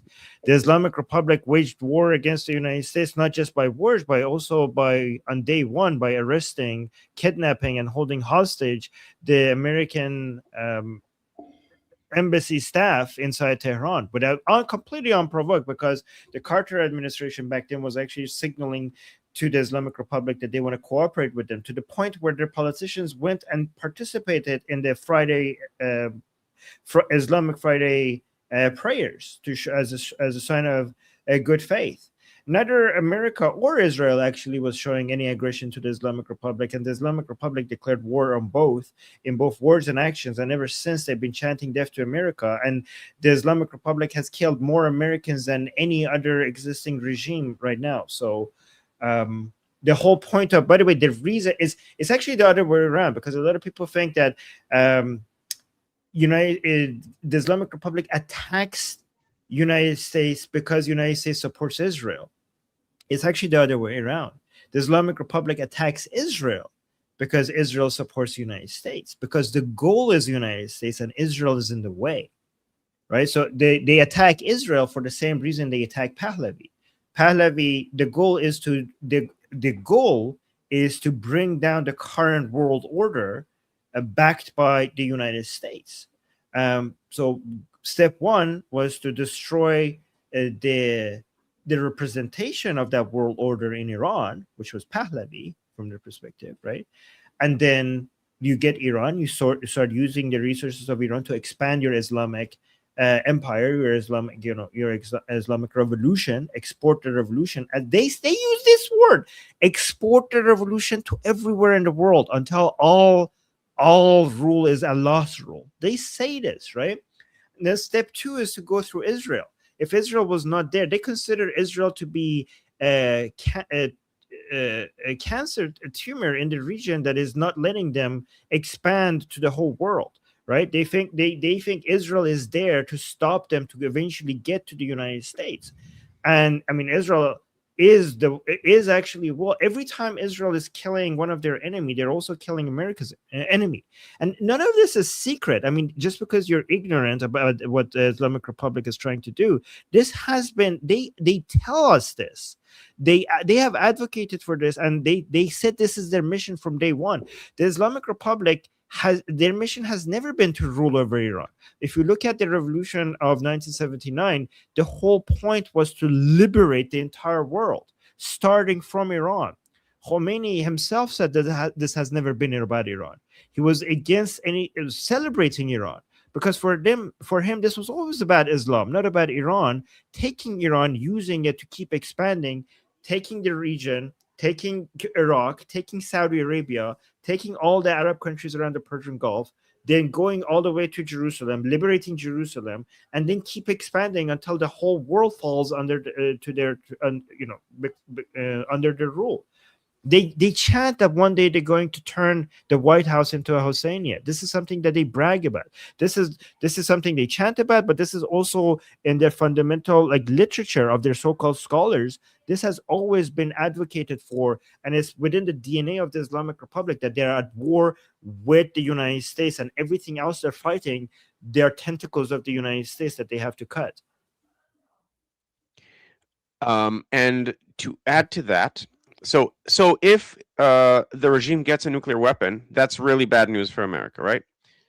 And to preempt a response that we'll probably get, well, you've been saying their time from a nuclear weapon for years now, and that time has passed, and they haven't gotten nuclear weapons. Something that is important to understand, and is very easy to get if you think about it even for a second without assuming, oh, the Jews are liars. It's not you're going to count time and then a nuclear weapon is going to appear. It's whenever they're like 2 weeks away from a nuclear weapon, doesn't mean they're going to have a nuclear weapon in 2 weeks. It means that if they sprint for a weapon now, it will only take them 2 weeks, meaning that we'll have a shorter window to stop them from getting a nuclear weapon if they go for it. And over time, they've slowly lowered that time so that they would be able to sprint to a nuclear weapon. Hopefully for them, they'll be able to sprint to a nuclear weapon before they're able to be stopped. And once they have it, then they can't be stopped, because now they have the ultimate deterrence. Yeah, so the strategy of Ali Khamenei, which is different a bit from Mujtaba Khamenei, is that instead of having a nuclear weapon, we create the conditions that, like, we have this and we have this, and we put them so close to each other, and the world should know that we could do this and have a nuclear weapon, right? So because Ali Khamenei's calculation is that if we actually have a nuclear weapon, the whole world will come and turn against us and attack us. But so instead of actually having a nuclear weapon, let's create a condition. And you know that you can't hide this from the Israelis. They will find out that you have a nuclear weapon. But the next best thing to have the deterrence of a nuclear weapon is to create a condition that we're this far away from having a nuclear weapon at all times, that the world knows that we might not have it, but if we get attacked, we could basically immediately have it. So that way, we will still have the deterrence capability of having a nuclear weapon without a nuclear weapon, because the Islamic Republic, unlike what many people say, is not interested to just go out and drop nuclear bombs on different places, right? They want the deterrence capability to then be able to keep expanding without, and the world will saying like, okay, we can't do anything about them. So they want to expand slowly and take over the world rather than just go out and drop nukes everywhere, right? But they think if they have deterrence capabilities of nukes and biological weapons and proxies and everything else, then they get away with it without much consequences. They want to be more like North Korea rather than Libya, right? That's their understanding. But that was the old strategy, because now that they got attacked anyways, they're like, okay, let's build a nuke. That deterrence was not good enough. We actually need a nuke now. Yeah. Which Can is I what add to that? I want to thank you for pointing out all the people that the IRGC, the Quds Force, and their proxies have attacked America. And Iran's nuclear program is like taking a shit. You have to keep wiping because you keep having a shit. They keep doing shit. So we keep having to bomb them. We keep having to kill their scientists. We keep having to arrest their spies. We keep having to bomb their fucking facilities because they don't stop. Just because you heard it once doesn't mean that every time that they said it, an action wasn't taken, right? There are, I'm looking here, what, at least 20 scientists killed or targeted, sabotage by Stuxnet, Olympic Games sabotage, for the centrifuges, the 700 plus, according to Iranian reporting, suspects were wait a minute. In 2005 alone, foreign spies agents uncovered or arrested 700 plus in 2025 alone. And that's worldwide. So these people don't stop. Like I have it's an AI breakdown, but it goes over all the actions that they take towards a nuclear program. And they have been doing it for decades. You've been hearing it for decades because they didn't just try once. They keep trying and they get stopped. They keep trying and they get stopped. That's why you keep hearing about it, because they keep trying. And thank you for pointing out all of the Americans they killed. Yeah, I'll just add one thing. Beware of the term forever war. Okay, forever war is a term that's thrown around a lot in Western political discourse, and it's usually used as a sort of critique of American foreign policy. The problem is that the IR has declared a forever war against the world. Okay, so we can just let them, or we have to fight them. And the foolish notion is that they only want to be left alone. That's totally counter to everything that they say and everything that they do. It's totally counter to that. They show over and over again. They've been showing it for years. They have global intentions. They have intentions for global domination. It's a revolutionary movement with intentions for global domination, very much like the Soviet Union. We can't just let them do it. Unless you want to live like the people in Iran are forced to live. If you want that, fine. But if you don't want that, you have to understand that we have to win this war. Yep. Yeah, perfectly said. Okay. So actually, I called it just right. Like kindly F off came back and said it doesn't mean they can. They keep saying they're a week away from nuke. So actually, I absolutely called that this would be the response. They're always a week away from building a nuke, and the reason why they don't. Okay, so they didn't. Okay, so they're not a week. Like sometimes they're 2 months, 2 years, 3 years, and it keeps getting resetting. And sometimes they're 2 months away, and then you hear the next time they say, okay, now they're 1 year away from a nuke. Do you know why it keeps changing? Because Israel keeps destroying their ability to build nukes. So this is why you should be thanking Israelis. The reason why that number keeps changing is because Israel kills the scientists. Israel keeps destroying their enrichment uranium ability. They keep bombing. They keep destroying with viruses, with assassinations, with explosions. That's why it keeps changing. So that is actually why you should be grateful to Israel. Yeah. The technology to create a nuclear weapon is not new. It's old. Okay, this is World War II technology. It's available to people. Okay, so it's not really about that. It's not really we can't stop the spread of this technology. It's out there.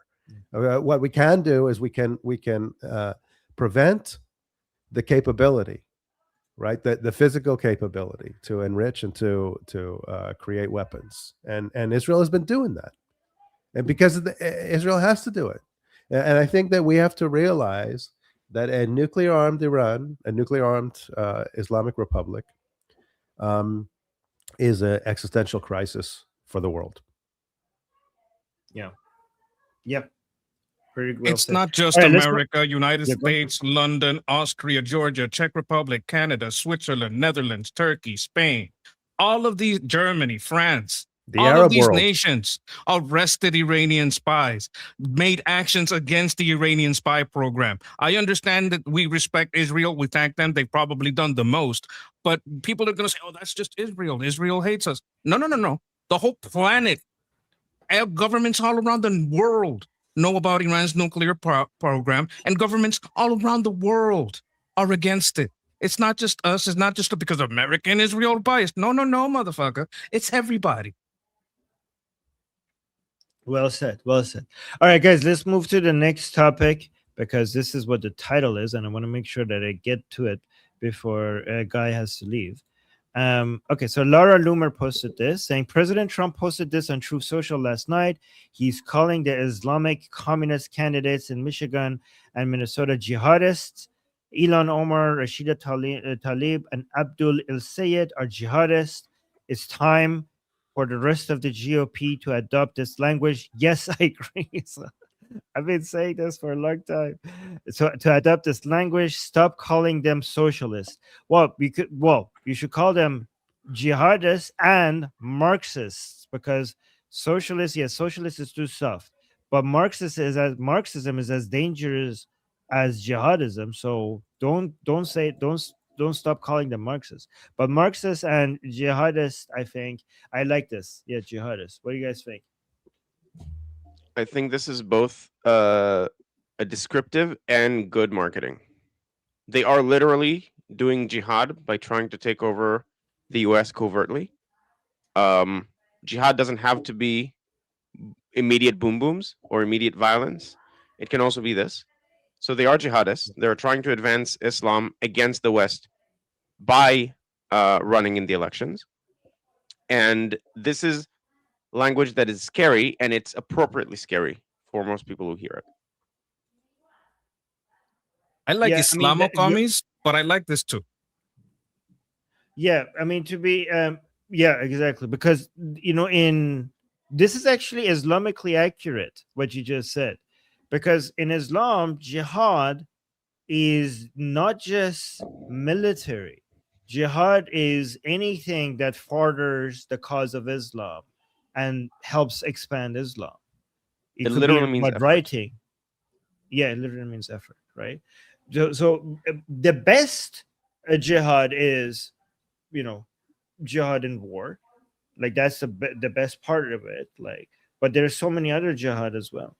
There's so many other. You could like if you're educating children with Islam, as they say, that is jihad, right? If you're doing YouTube videos on promoting Islam, that is jihad as well. So they're based on if these people call out and say that this is Islamophobia, they're being anti-Islamic. If they come and say this is Islamophobic to call us jihadists, they're being Islamophobic. And by the way, guys, I know Islamophobia is a made-up term that doesn't mean anything. But we could be like, what? Why are you offended? You're offended being called a jihadi? Shouldn't you be proud of being a jihadi? Isn't that a fundamental part of the Quran? You should be like, yes, I am a jihadi. Thank you for recognizing that. Like you're being anti-Islamic if you don't celebrate jihad. So that's haram. Like, yes, you can't be anti-jihad. It would be haram. It would be haram. It would be against the commandment of Allah to be against jihad. It would be a direct violation of God's commandment. Monkey, it is beyond haram, because in Islam, if you do something haram, then you could either ask for forgiveness or get punished for it a bit in the afterlife before you go to heaven. So, for example, if I'm a Muslim and I drink alcohol, okay, I sinned. It's haram. Okay, this is way more than haram, because in Islam, if you deny the commandment of Allah, you have left the fold of Islam. If you sin, you have not left the fold of Islam. You're still a Muslim. So if I'm a Muslim and I eat pig, I sinned, and I'm still a Muslim. If I'm a Muslim and I have sex outside of marriage, I've sinned, but I'm still a Muslim, right? But if you deny the commandment of Allah, so here's the difference. Let's say this is alcohol, and I drink it, and then monkey comes to me like, you're a Muslim, why are you drinking alcohol? And I'm like, yeah, I know, I shouldn't do that. That's a sin. It's my weakness, okay? Then I'm still a Muslim. But if monkey comes to me and if he says to me, you're a Muslim, why are you drinking alcohol? I like, that's okay. We can drink. That's not God's commandment. Then I'm denying God's commandment. If I do that, then I can be takfired. I am no longer a Muslim.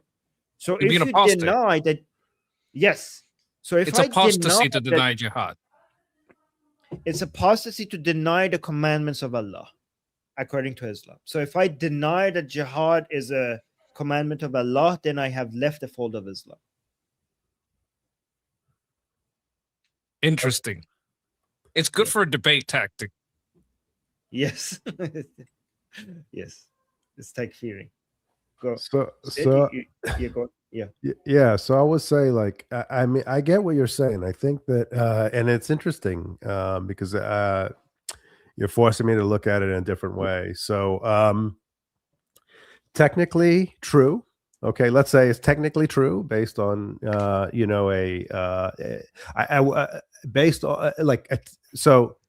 There are different kinds of jihad, right? We know that we understand that. There's there's the jihad of the sword, and there's jihad of the ballot box. There's jihad of the womb, right? So we've heard Yes. this. We've heard this stuff before, so we understand that technically there are different ways to conduct jihad, and the ballot box is one way to conduct jihad, particularly in the West, right? In the abode of war. Yeah. And I think it's also interesting, the idea that, like, as a pushback, you can say, well, what do you mean? Are you saying that jihad is pejorative, right? Why is jihad a pejorative? Why should anybody be offended? Why should a Muslim be offended by being called a jihadist? So I think that's those are good points, and that's very interesting perspective. Okay. But I do think that just on the flip side, like just from the political standpoint, I do wonder if this is good politics, because the sort of average American has a sort of vision of jihad, right, which is more the jihad of the sword, and that's not what these guys are doing. And so it gives them a kind of an out, right? Like, it gives them a way to sort of position this as let's say bigoted language. So and we'll see. I mean, it might work out in his favor. It might not. But I do think that there's a value in understanding what these guys are doing, as opposed to the jihad of the sword, and to be able to sort of to be able to frame it and define it. And so I think that, like, let's say one thing I think that they're doing, that all of them have in common, is they're doing apologia. They're doing apologia for violence, right? So they find ways to rationalize and excuse jihadi violence. And they will use sort of Western language, like these are oppressed people, or these are resistance, people resisting oppression, and they're resisting ethnic cleansing and genocide and so on. So, like, they will use it, but the idea is they form a kind of a layer of obfuscation. The obfuscation is, right, okay, the violence happened, but why? Let's go to the root causes, right? So basically, like, let's not focus on the act itself. Let's focus the attention somewhere else. So I think this is something that they're all doing, and whether they are participating in the jihad of the sword or not, they are providing a function. They are providing a function that enables it, that makes it much more palatable to Western audiences. And this in itself is dangerous, you know, and it's anti-American. Monkey, do you want to add anything to that? I think it's good to force the discussion. One of the things that Trump does as a bull in a china shop, it forces the discussion. Oh, well, that's not jihad. Well, what is jihad? Now you have to talk about what is jihad, and that leads to people having this conversation, at least those who are open to conversation. The ones that aren't open to conversation, well, we're not worried about them. We can't do anything about that. But the ones that are open to a conversation about it, you can trigger them into having the conversation, or you can make the ones that you know have some kind of doubt kind of like look into it. So from the standpoint of forcing the conversation, I see the value in it. I would agree with that, Monkey. I mean, I think that this is something that I appreciate. Like, I do think I have my issues with Trump, but I will say that I do think that there's a value in his sort of political provocation. And you know, there are some times where there's so much etiquette that forms around a sensitive topic, and that we can't really have a proper conversation. And sometimes the etiquette just needs to be smashed, because there's not a sort of a delicate way to get at the real truth here. So yeah, I think Monkey has a strong point there. I also just like to add that, like, marketing in general, you have to know how to compress a message, how to like reduce its dimensionality, because most people don't have the bandwidth for the kind of subtle analytical discussion that we're having here. And Trump is a master at that. And it's a really hard skill. And I think, like, at the end of the day, because this is true, and a lot of people will, just by hearing it, will associate these people with jihad, which they should, because they are connected. For a political messaging, as much as it might sound simplistic, it just is the right way to do it, with regards to the bandwidth that people have for political messaging. Awesome, guys. We need to move on, because I want to make sure that we get Guy on the next topic, because it's Israel related. I don't want to hear what you. So kind of take a quick bio break. I'll be listening, but to talk about it, and then I'll come back and respond. Okay, go take a bio break, because the next one is Israel related. We did get a super chat. I hope Guy is hearing this, because this is very nice super chat. Sayed is saying, this is one of the greatest communities to watch and listen to. Great job, guys. Thank you, Sayed. That's very nice. That's very sweet. I love. Thank you, Sayed. That's very sweet. Yeah, this is a good panel. I like this panel. Thank you, Sayed. That's very sweet. That's, you know, yeah, makes it so motivated. Makes it, you know, comments like that really motivates me to continue doing what we're doing. All right, so this is what I have next. And the reason why I'm not going to play it right now is because it's very Israel related, and I want to hear what Guy has to say about it. But before we play this one, and also read the caption, let me just see. Oh, Flying Robot Duck, thank you so much for 100 joules. I appreciate you. Thank you so much for that. Let me see. Okay, these are comments that Guy starred. So let me see. Maybe I could play something else before we go to that. Let me do a 50-second video, so that maybe Monkey could respond to this before Monkey and Sid, because this is more American. There we go. All right, so Rohana posted this thing. When ICE agents shot Lorenzo Salgado Araut, I don't know how to pronounce that, a construction worker, a 52-year-old father with 3 polite, well-behaved kids, they shot the American dream, abolish ICE. So I think we could play this before Guy comes back. And when I say we stand with workers, that includes our friends and neighbors who prepare our food, build our homes, and care for our children. That is why we must abolish ICE. It is a cruel, rogue agency. It is a agency, and you know this, that murdered Lorenzo Salgado, replace ICE with an immigration agency like we had from the New Deal until George W. Bush that works under justice. Here's what I want to say about this. When they shot Lorenzo, and I don't know if you saw his kids, well-educated, polite kids. When they shot Lorenzo, a construction worker, a 52-year-old father with 3 polite, well-raised children, they shot the American dream. That's what they shot, those ICE officers. And when I say... All right, so quick responses to this before we go to the video, because I want to make sure we get to the next video before Guy has to leave. The American dream is equality under the law. What the Democrats want is what they have wanted since they fought for slavery, an underclass with less rights that gets less benefits. As an illegal immigrant, you don't get paid the same wages. You have less defenses.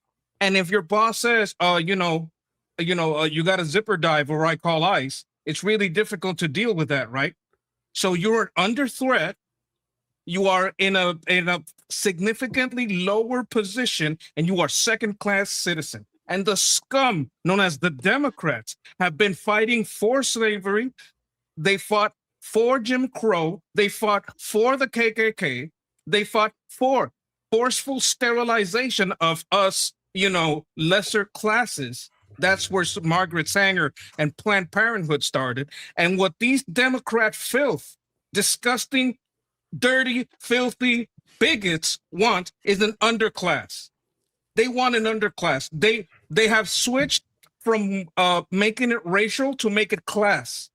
They want an underclass. Before they wanted an under race that they had to give less benefits to and that had less votes, but they could represent. Now they want an underclass, but they have not changed a single thing about their policies. They changed the marketing. They are still against your individual right to own and defend yourself and your property. Yeah. Okay. Guy and Sid, anything you want to add? Or should we go to So I'll add that, I mean, Monkey's basically right. It's more inflamed than I would put it and more generalizing about Democrats.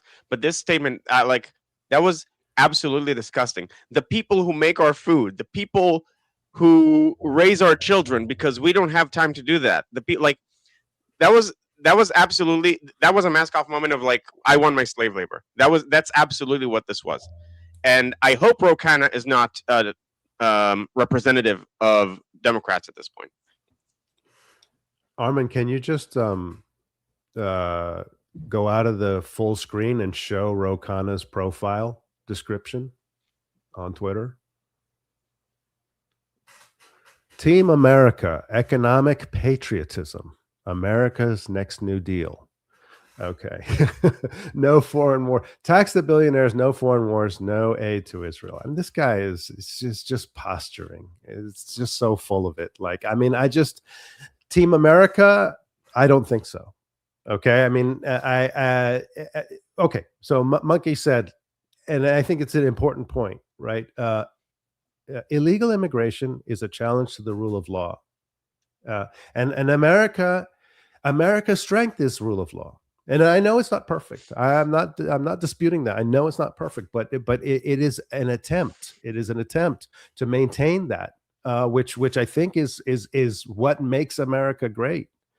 So what happens is you just look at it from the perspective of people who want to come here legally. The people who want to come here legally wait. They don't come. Okay, they wait because that's the law, and they don't want to disrespect our laws, so they wait. And then Ro Khanna says, no, we need to reward the people who do disrespect our laws, and that's why we shouldn't have any enforcement. I mean, if there's no ICE, what enforcement is there? Okay, and so he talks about economic patriotism. I mean, and then what Guy was talking about is, we want to continually import an underclass. That's what we want to do. We want to have an endless supply of cheap, exploitable labor. And that is our economic patriotism. I mean, it's economically retarded. Okay, this is just economically retarded, and it has nothing to do with the working class, because what happens is it increases the supply of cheap labor at the expense of the working class, and this is what's been happening. And so it's an artificial downward pressure on working class opportunity, right? So we pay in a market system, we pay what it's worth, and if there's a high supply of cheap labor, then okay, that impacts the whole thing, right? So it would be very different. You know, people say, oh, Americans don't want to do these jobs. I say bullshit. Okay, Americans don't want to do these jobs at these prices that are artificially pushed down through the importation of particularly illegal immigrants. Okay, that just doesn't work. It doesn't work. And so what I think that Ro Khanna is doing is not economic patriotism. It is economic sabotage. Maybe All he right. wants to keep the Shudra. All right, I'm going to move to the next topic before Armin we knows lose about Guy. the caste system, right? I don't know Yeah. if Neitani knows. Okay. All right, let me just move on. So because we need to read the super chat, and also need to make sure that we go to the next topic before we lose Guy. So F, thank you so much for the super chat, saying if the argument is organization did something bad, organization did a bad thing, we must abolish it, then 99% of governments, corporations, institutions, militaries, countries, organization, technology would be gone. Yeah, I mean, you're right. That's a good point. Like, oh, they did a bad thing, so let's just get rid of them, abolish them. That's a good point. Yeah. Yep. Doesn't make sense at all. Doesn't make sense that we have no border enforcement. That's, of course, reform it. Of course, it could do. We could do a better job. I'm sure that's the case. But the idea of no enforcement is just it's totally brainless. Okay, All I right, know so what this let's is. go to this. Oh yeah, okay. So let's go to the next video, and I want to see first. I want to see what Guy's response to this is.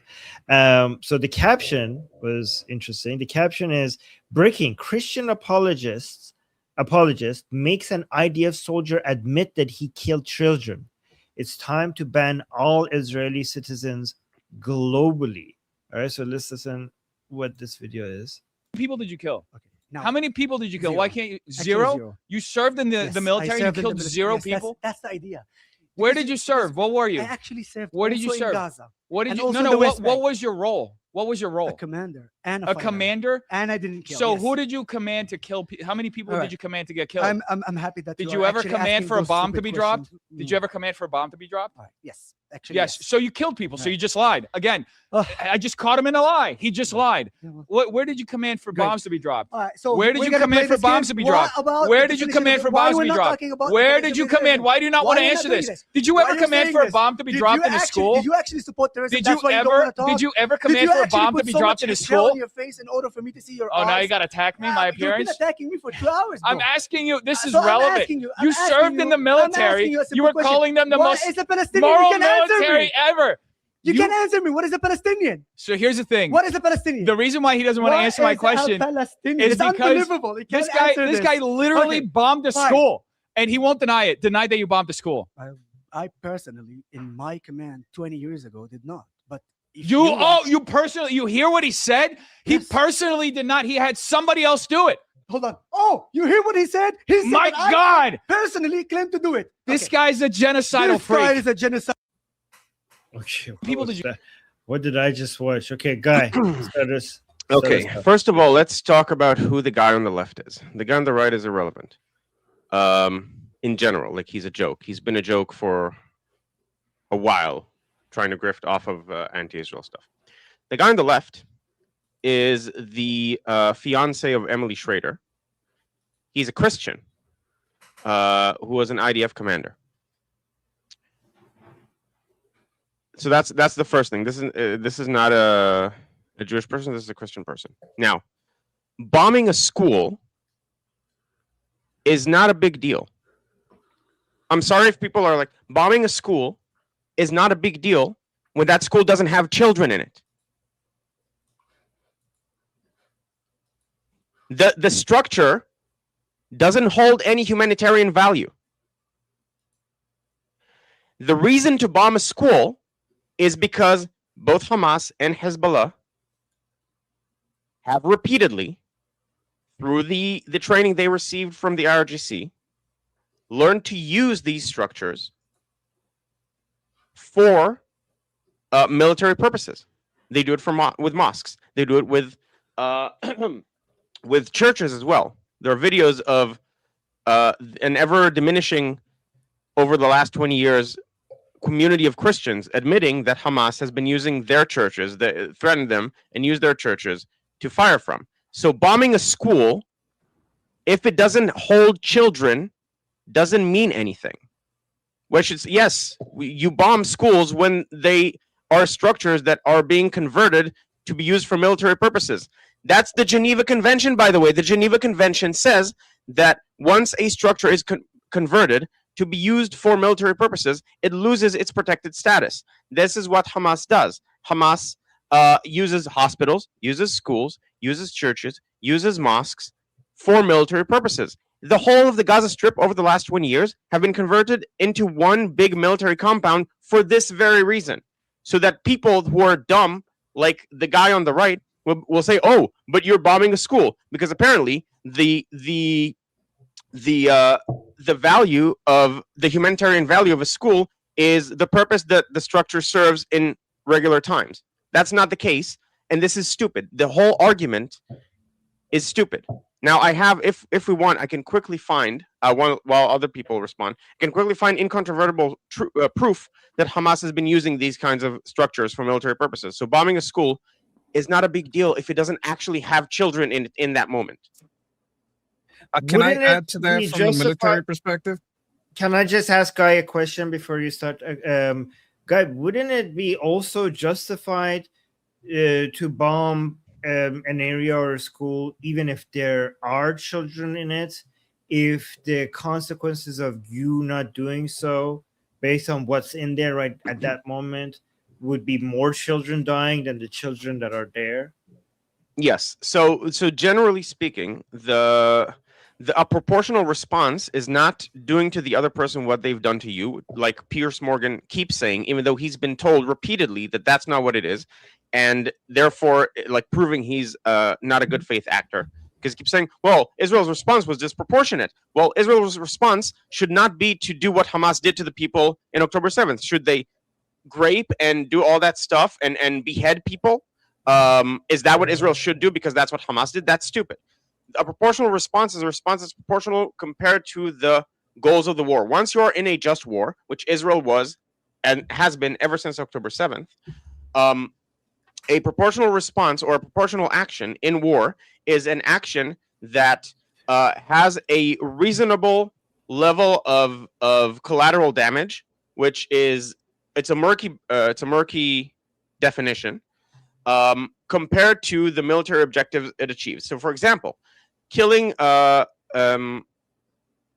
Mohammed Dif, like the basically the chief of staff for the Hamas military, would be allowed even if he's surrounded by a certain number, up to there's a limit, but a certain number of civilians, because it would hasten the end of the war to such an extent that at the end of the day less people will die, including on the Palestinian side, by the way. So and when he was killed, he actually didn't have any civilians surrounding him. They keep saying that everyone who's dead is a civilian, and the media keeps eating it up. That's just not the case. Mohammed Dif was killed in a military compound that was built in an enclave outside of a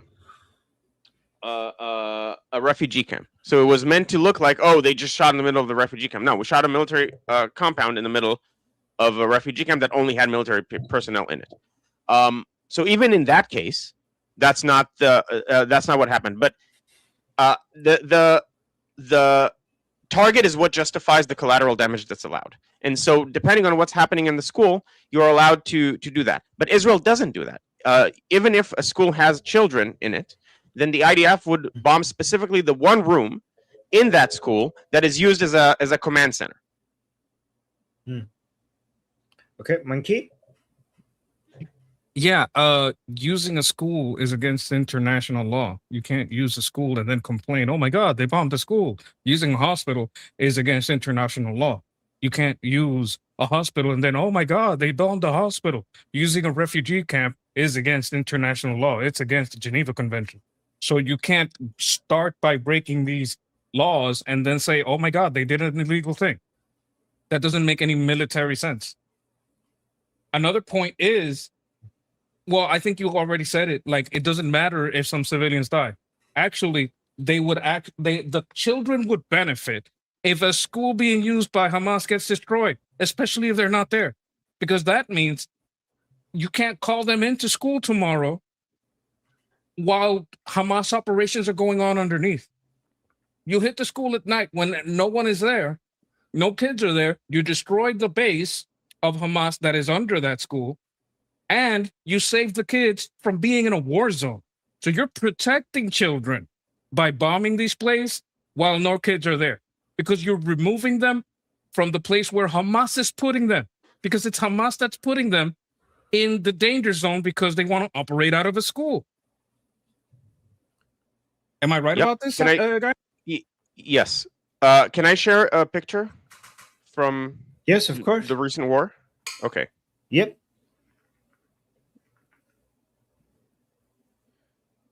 One second.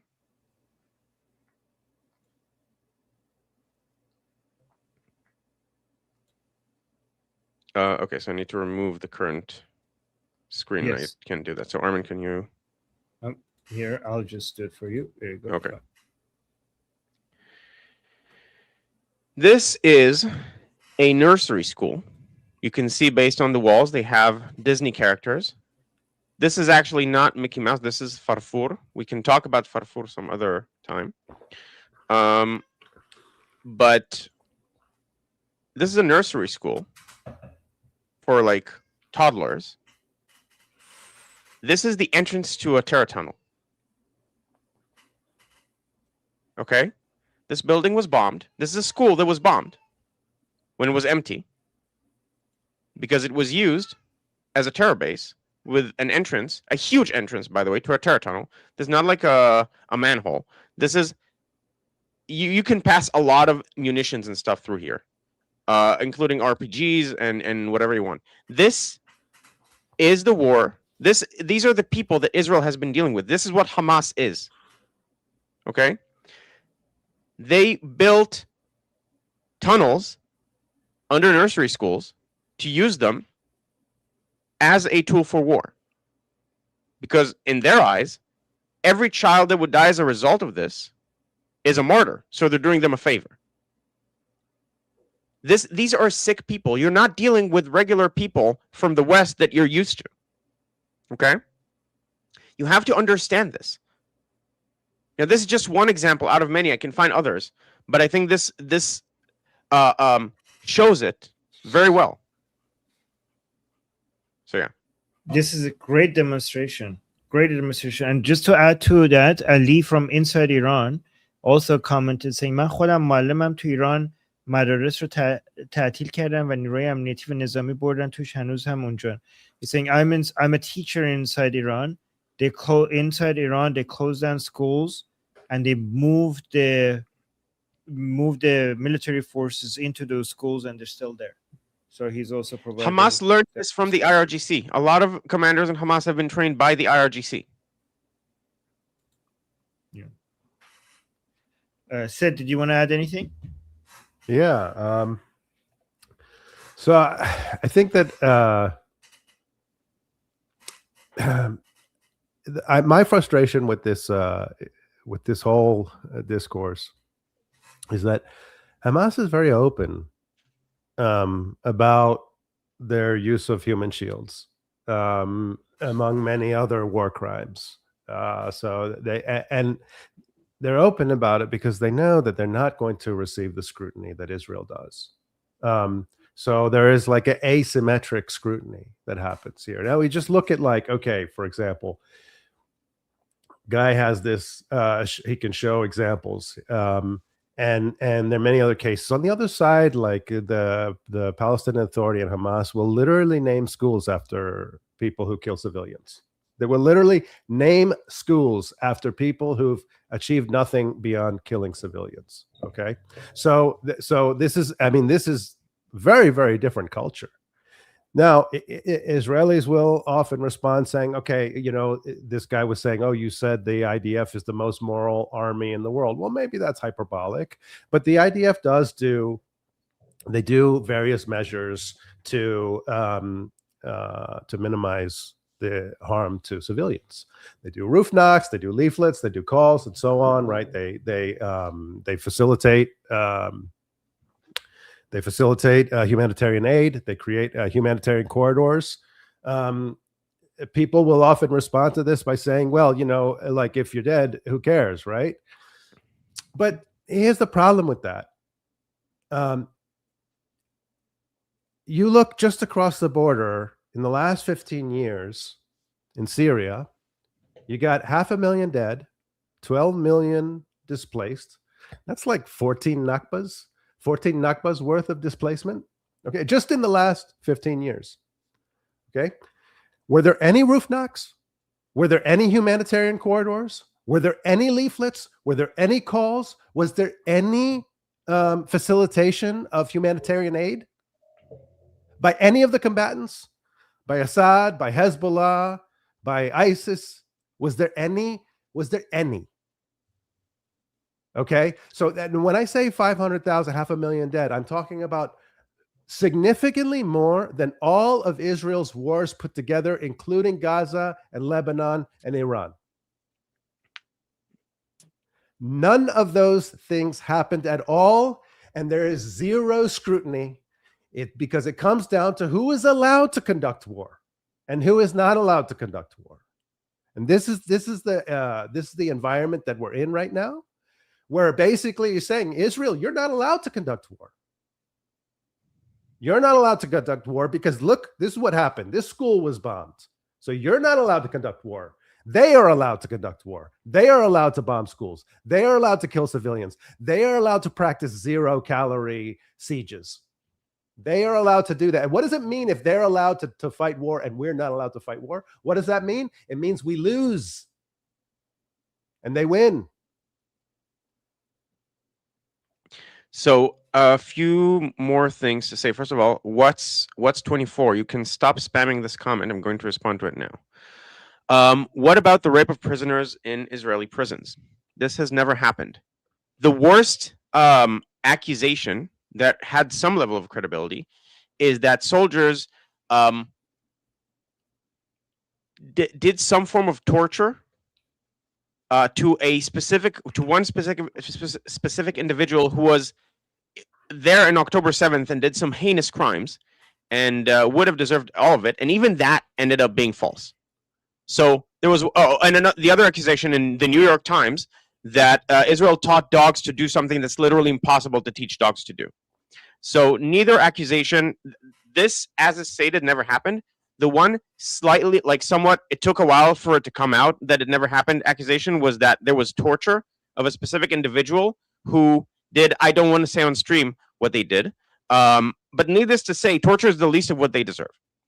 Okay, so that's with regards to that. I would like just to be clear for YouTube that we're against cruel and unusual. We're against torture, yes. Right?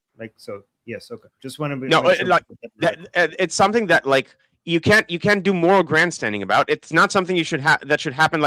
Those soldiers were, because of that suspicion, those soldiers were investigated because you're not supposed to do that. You know, it's against the law to do that. You can't just do vigilante justice. But you can moral grandstand about this poor victim who murdered God knows how many people. Guys, I know sometimes I do this and it seems ridiculous. I just know how big of a threat our channels like these are under. So I have to just make sure that we protect our platform. So sorry if it sounds ridiculous. It's just what I have to do. Right. Can I talk about the American guy a second? Because he was just going full on. Oh, Gaza. I gotta care so much about the Gazans and Gaza and the Gaza. If you're America first, and you're saying, look, I don't want my money over there. I don't want my people over there. That is not the same thing about crying about Gazan schools. So you can't position yourself as all I care about America, America first, and all you do constantly is talk about Israel. If you're America first, and I don't know, 90% of the countries you talk about, of the country you say is Israel, it's not America, you're not America first. I don't know this guy, but I can almost bet money that if I go into what he talks about, most of it is Israel. I don't think he's America first. Yes. I don't think he's talking about it. Most of these America first people are just right-wing concern trolls, right? Working for the Hamas agenda, working for the Qatar agenda, the Saudi agenda in the NGO system. I think they're subversively paying into super chatting. I don't know how they do it, but they have nothing to do with America's interest when they're crying over Gaza, arguing over Gaza, crying about Palestine. I am so sick of their shit. And I want all Americans here and everywhere to recognize them as fucking traitors. It's what they are. This person crying about, like, people. What about the rape in American jails? You don't care about the rape in American jails? What about the Mexican jails? There's a lot of rape in a lot of jails. Why are we talking about this one? Because you have one concern. Palestinians. You don't care about anyone else on earth. So not even Palestinians, Mike. Not even. No, Mike. Not You're even. so right, but they don't even care about them. They're That's a good using point. them. They're using them. They actually want them to continue to suffer because they're invested in their suffering. But great points. The biggest non-Palestinian group I know who actually cares about Palestinians are Israelis. Like, not all Israelis, but a lot of the Israelis. Like, if you actually care about Palestinian lives, you would not support Hamas. You would not suppose the PA, the corrupt PA that makes money out of keeping Palestinians in poverty. Because if they're out of poverty, then the PA will not have justification for getting more donations. Hamas, like, you don't need to say much. If you want to know about Hamas from someone who was actually in Gaza, go look up Ahmed Fuad al-Khatib. Let's see if I have his channel here. I'll post the name in the chat. An actual Gazan, like, peace activist. He lost a lot of his war in the war. Okay, so this is the guy. He left Gaza. He did a jubilee basically against the pro-Palestine Westerners whom he hates, talking about Hamas. And so if you actually care about Palestinians, this is not the way to support Palestinians. Palestinians don't like the Palestinian Authority. The Palestinian Authority keeps Palestinians under chains. There's an excellent interview. I'll put it in the chat as well.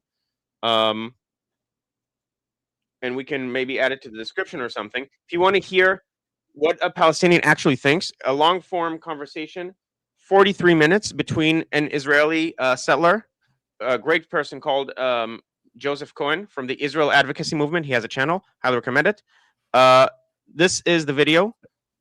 I'll put it in the description. Yeah, I'll send the link to Armin as well. You want to hear what a Palestinian thinks? Go listen to this conversation.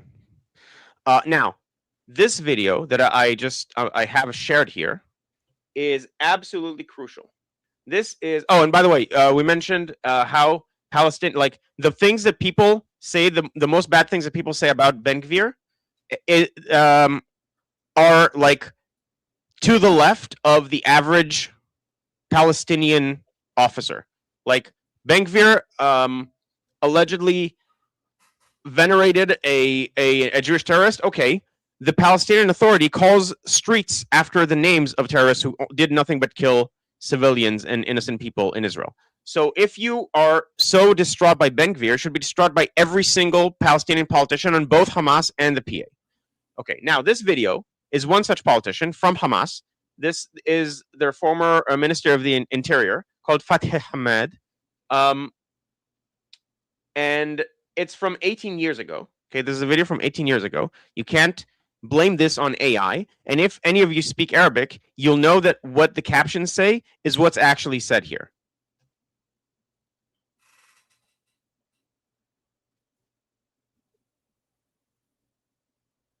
Do you want to pause and read the captions?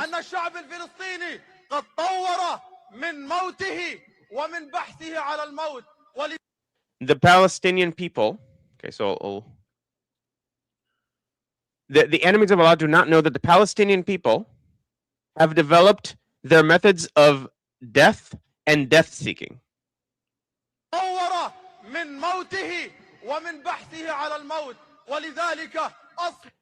For the Palestinian people, death has become an industry.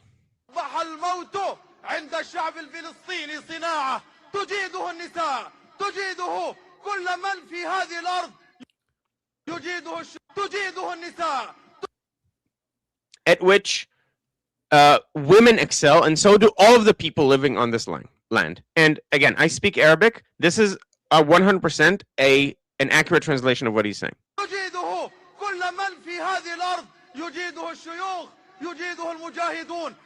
The elderly excel at this, and so do the mujahidun, the soldiers, and the children.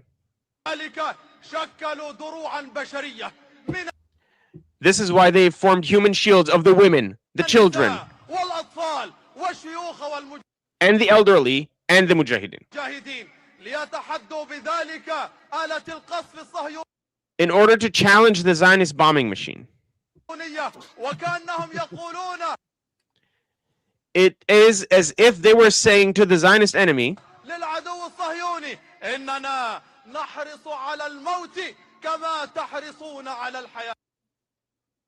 we desire death like you desire life. Okay? Now tell me, how the hell are you supposed to fight a war with this enemy without any civilian casualties, which is what the expectation is out of Israel? The expectation is not just you should have low civilian casualties. It's essentially whenever a civilian dies in the war between Israel and Hamas, this is on Israel, not on Hamas for starting the war and then creating the conditions that make it impossible for civilians to not die, but on Israel.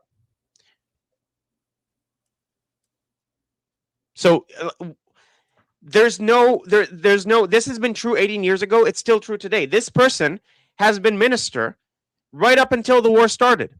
This isn't like an old, out of touch. Look up Fathi Hamad.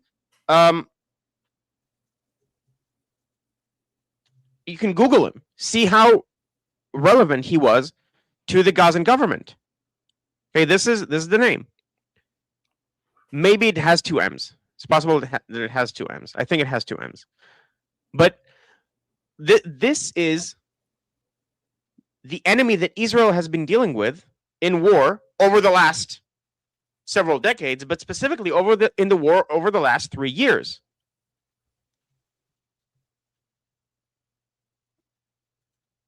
And I'll send Armin another link because people have asked me to put this somewhere so that it's locatable. Okay. Oh, you're gonna share that as well? Yeah, I'm gonna share it. But just so you have it, so you can put it in the description, especially because this is gonna be clipped. Because I'm very, very passionate about this. So all the links that we're talking about now, I'll send them to Armin, so they'll be in the description of the video that comes out of this. Based on Gaza Ministry of Health's own statistics, proportional distribution of Gaza fatalities by age and gender versus total. Okay, since October 7th, starting October 7th until May 7th, 2026, which is to say, almost a year after the hot war has ended, and now you have like eliminations, like we've had a couple today of officers in Islamic Jihad and in Hamas. Okay, the gray is the total population based on the demographic. Okay, here I have ages. These are women. These are men. Okay, the actual bars that are colored are the fatalities in those groups in the war in total, by the way, because Hamas also doesn't distinguish between natural deaths and like all deaths since October 7th. No one died of disease. No one died of old age. Everyone who has died because of Israel, based on Hamas statistics. So here we have, look at how many people, how many children, female children have died, way less than their distribution of the population, because Gaza is a very, very young society. They have a lot of children, so the demographic, the median age is very low. And for men also up until the age of 14, it's below. But then at the age of 15, aka what the UN would call a child, when they start having soldiers, like that's 14 and 15 is when they start having soldiers. Like people can start being official Hamas soldiers. Okay. But the UN would still call this a child. So when you hear 20,000 children, notice that the vast majority of them are in these two categories. So 15, it may be also they kind of as like under 21, maybe. I'm not sure exactly what they call it, but regardless, children soldiers are very, very common. And so you have here fighting age males are by far the most dead demographic in the last 3 years. Way beyond their share of the population, which is to say discriminate bombing.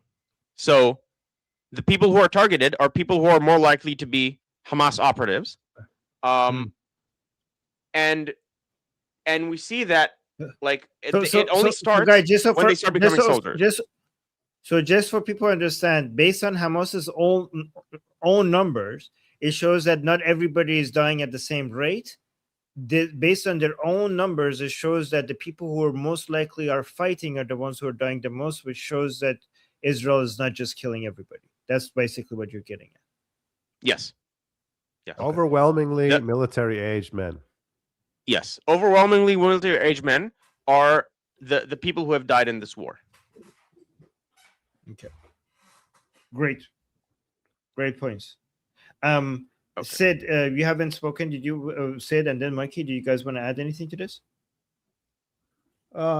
Yeah. So I did have something I wanted to say, and I forgot. So go to Monkey. Maybe I'll remember. Okay, Monkey. I agree. Like, I really can't add a lot because you are being very precise in your data. You have a lot of evidence to your claims. And, so they're not really claims. You're just, exposing these people for what they are and their tactics. It's a little difficult to market. You can't just turn this into like a sound bite, but we can workshop that. That we can work on it. But as far as like what you're showing, yeah, I'm on board. I agree completely.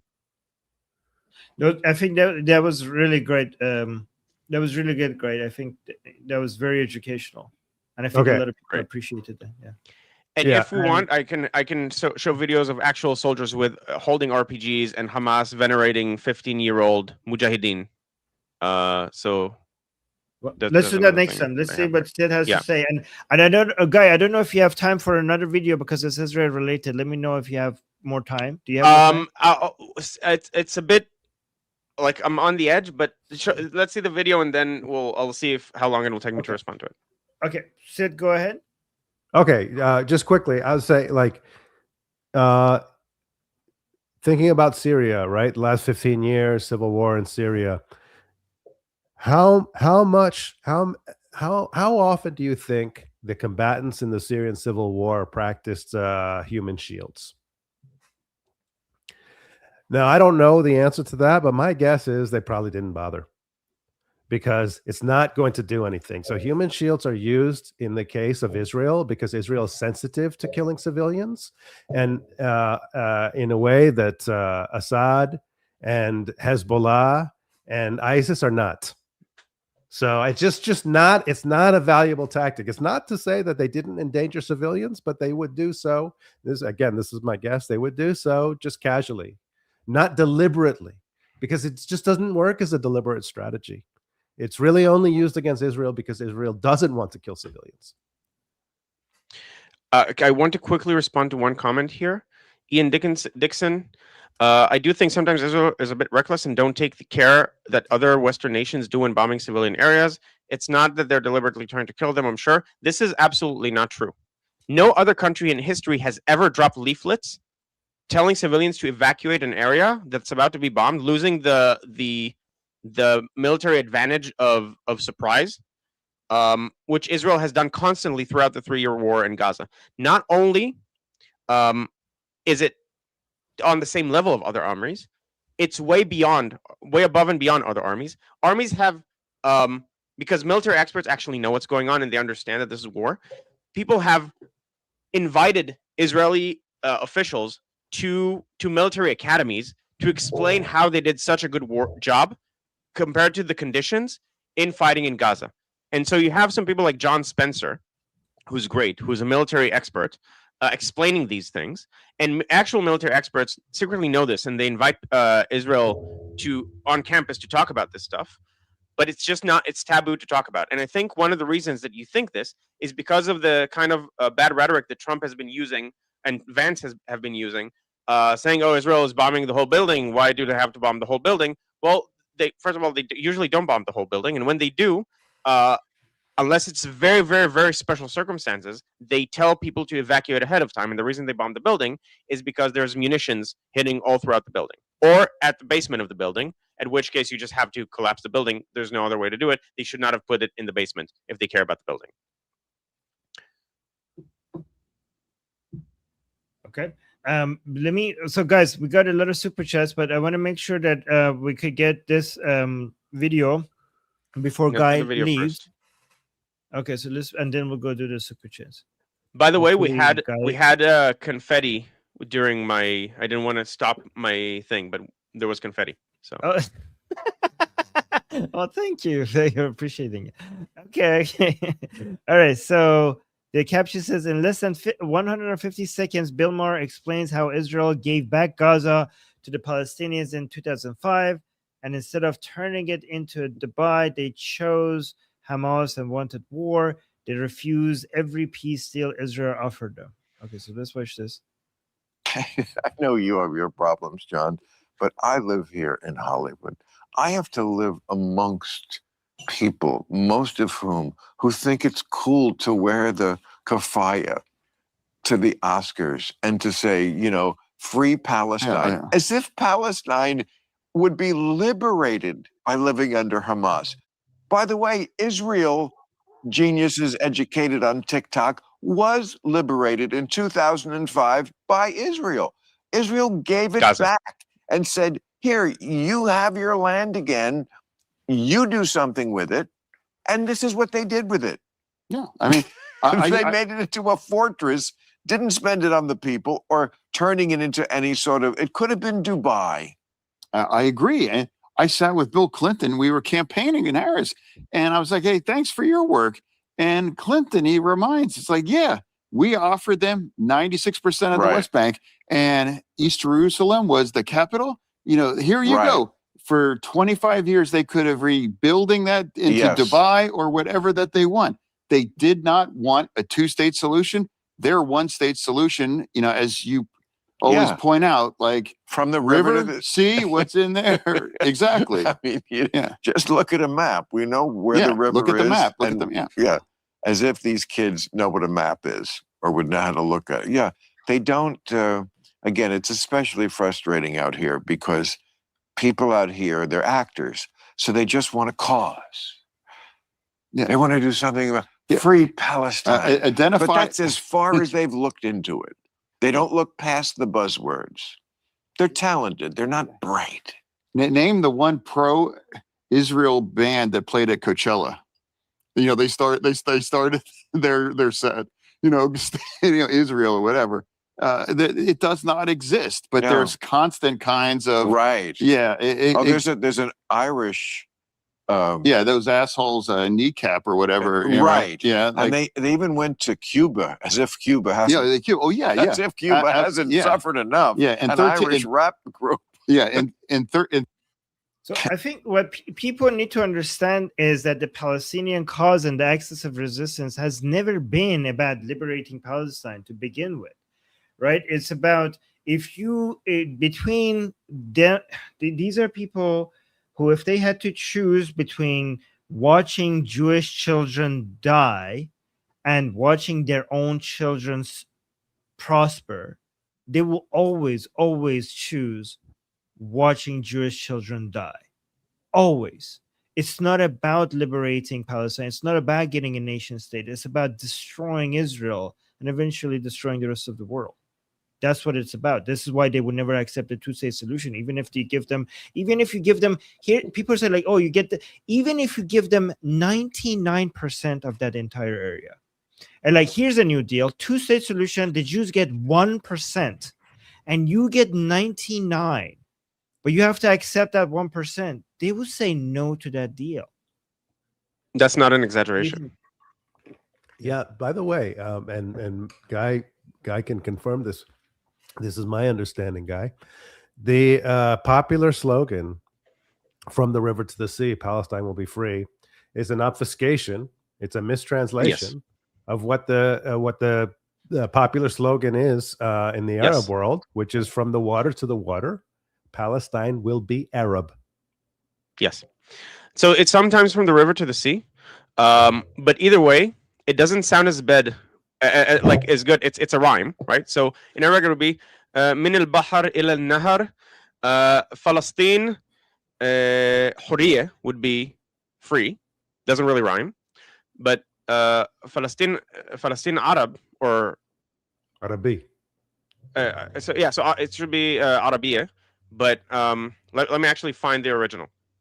So, but yes, it's Palestine will be Arab, not Palestine will be free. It's Palestine will be Arab, meaning there will be no Jews between the river and the sea, meaning the Jews will be eliminated in some form or fashion. Yeah, or perhaps Jews will be dhimmi or whatever. But the point is that the freedom is not the objective, right? Freedom is how it's sold. Freedom is how the Palestinian resistance movement is sold to Western audiences. Okay, they're not asking for freedom. They're not interested in freedom. They show it over and over again.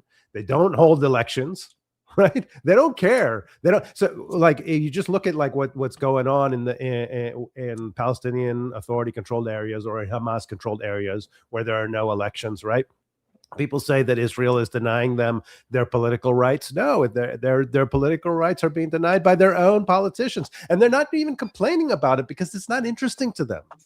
It is not of value to them. So that's a lie. That's a lie that they're interested in freedom. They're not. It's not reflected in their in the rhetoric of their politicians. It's not reflected in their popular slogans, and it's not reflected in their behavior. There's just no interest in freedom at all. The interest is to dominate. The interest is that territory should be Arab controlled. Can I quickly touch on the thing that they're talking about? They're talking about Coachella. They're talking about American artists, Hollywood, all these performative people that claim they care about Hamas but don't understand their slogans. They don't understand anything you're talking about here. They haven't even heard it, right? Now, the problem with these performative, two-faced hypocrites is that they don't actually care about anything but your strict adherence to the now.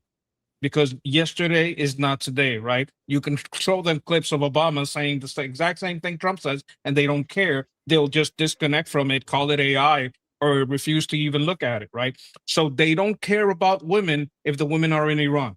They don't care about Muslims if the Muslims are in China, right? They don't care about gays if the gays are in Gaza. They don't care. They don't care about any of this. They don't care. They want to adhere to a status quo. They want to be part of the in group.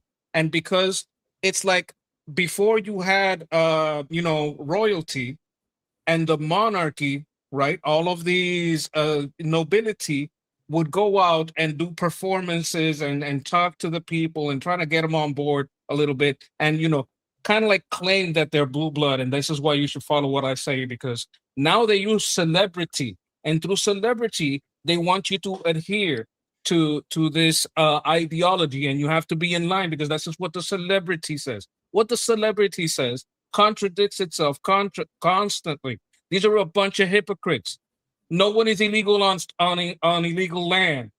Which one was that one? The blonde chick. Billie Eilish. Yeah, no one Billie is illegal Eilish, on stolen land. Right? Oh, okay. Then we have these Native Americans that were from this area. No, get them off my land. Right. So this is all performative Hollywood bullshit.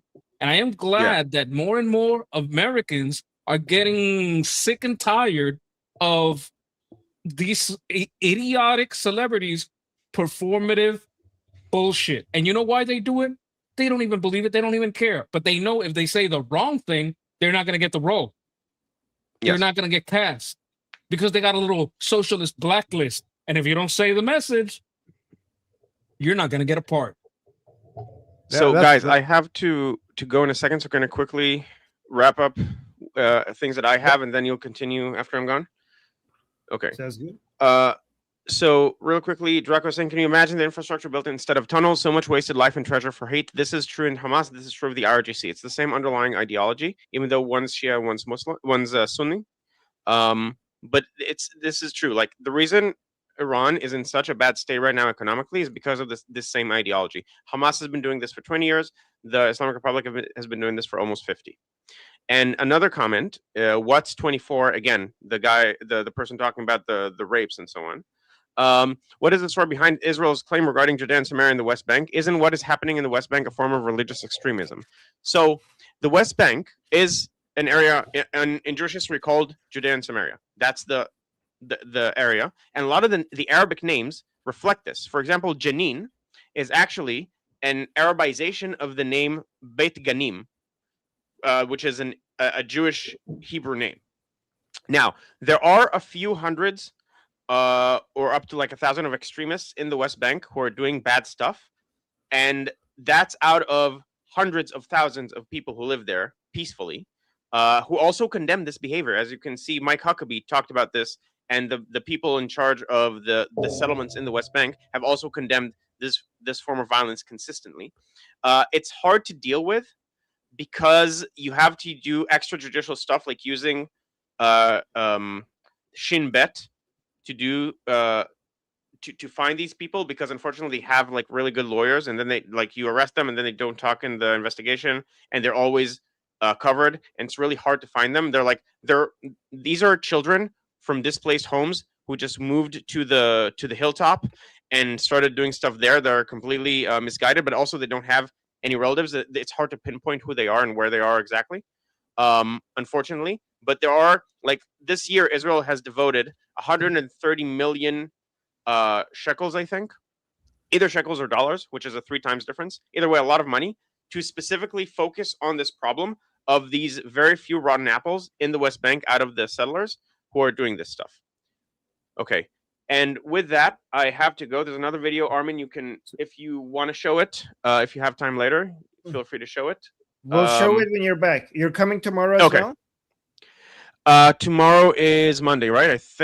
I don't think there should be a problem. Yes, I can come tomorrow, and I'll have to leave around the same time. Yes. Okay, guys. Great. Okay, Guy's channel is in the description. So make sure you go subscribe to his channel. Everyone's channel. I mean, Sid's channel is still not there. Once he changes the branding and everything, Sid's channel will also be in the description. But right now, Monkey's channel is in the description. Guy's channel, Ali's channel, they're all in the description. So make sure you go subscribe to all of them. And thank you. And if anyone happens to be interested in learning Hebrew, I actually have an online course. That's a way to support me now until I get monetized.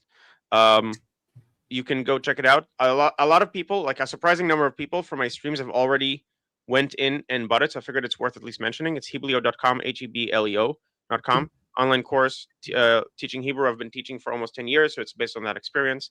And yeah, thank you, everyone. I'll see you tomorrow.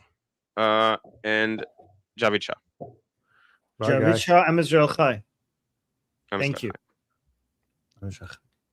Okay, so. Right, let me put the guy down. But before we go to the next video, I do want to respond to some super chats first. Let me remove the stars here. Okay, there we go. PRG is saying, hello, everyone. Well, hello, and thank you for the super chat. Hello. And then Zipgun with the super chat saying, Geneva Conventions are built around morals not shared by Islam. Dead children are martyrs. By putting them in harm's way, they are doing them a favor. Yes, according to Islam. Let's be clear. According to Islam. Yes, 100%. By the way, guys, everything you saw from Hamas talking about celebrating death, and we will love death more than life. That is not Hamas. That is Islam. That is completely based on the teachings of the Quran. Just wanted to make that clear. And thank you, Zipgun. You're yeah, that is 100% their standing.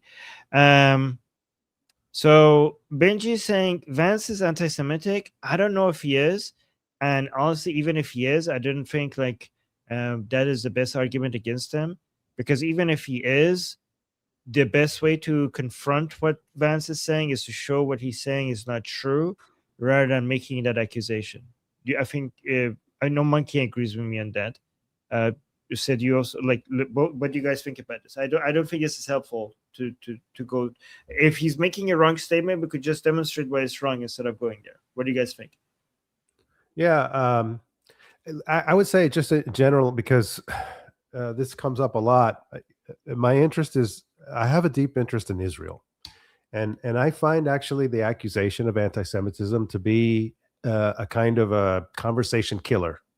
So there are anti-Semites, and anti-Semites tend to hate Israel. I mean, this is just the truth. But there are a lot of people who genuinely don't hate Jews, but have been sort of manipulated and brainwashed into thinking that Israel is particularly evil and a unique evil in the world. And so I want to challenge them. And I want to discuss Israel without the accusation, without the personal accusation. So I don't really know what's in Vance's heart or what he thinks of Jews in general. But I think that, like, at least his rhetoric on Israel has been off. And I think has been downstream of a long-term manipulation campaign by the likes of the IR and the Muslim Brotherhood and so on.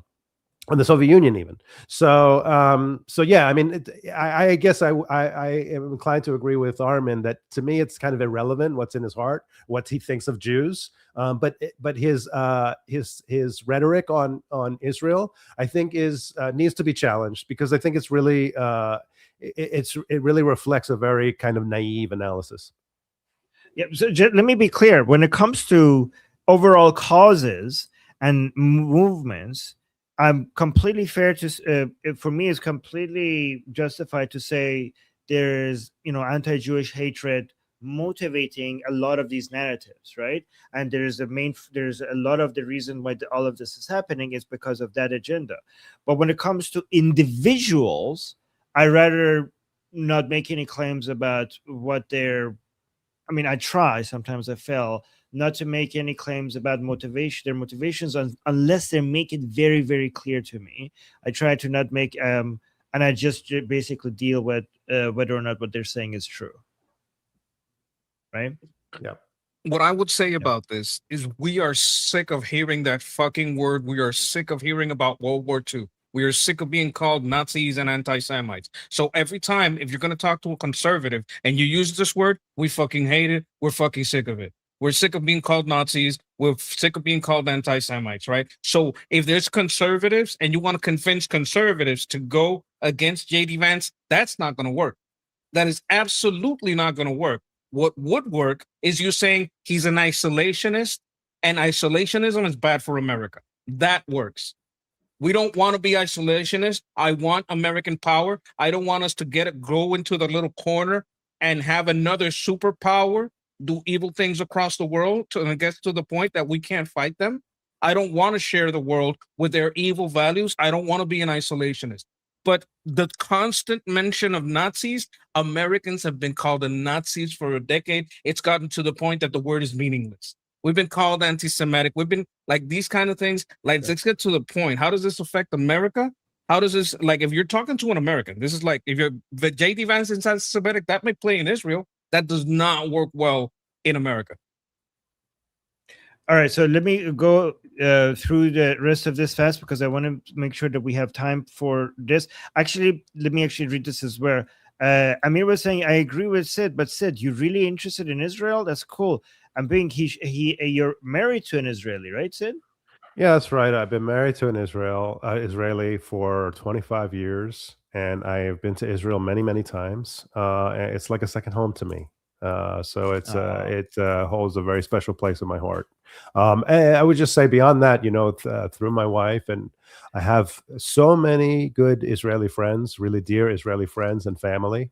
And it's through that experience that I know how much people lie about Israel, how much my own experience defies what what a lot of the common accusations are.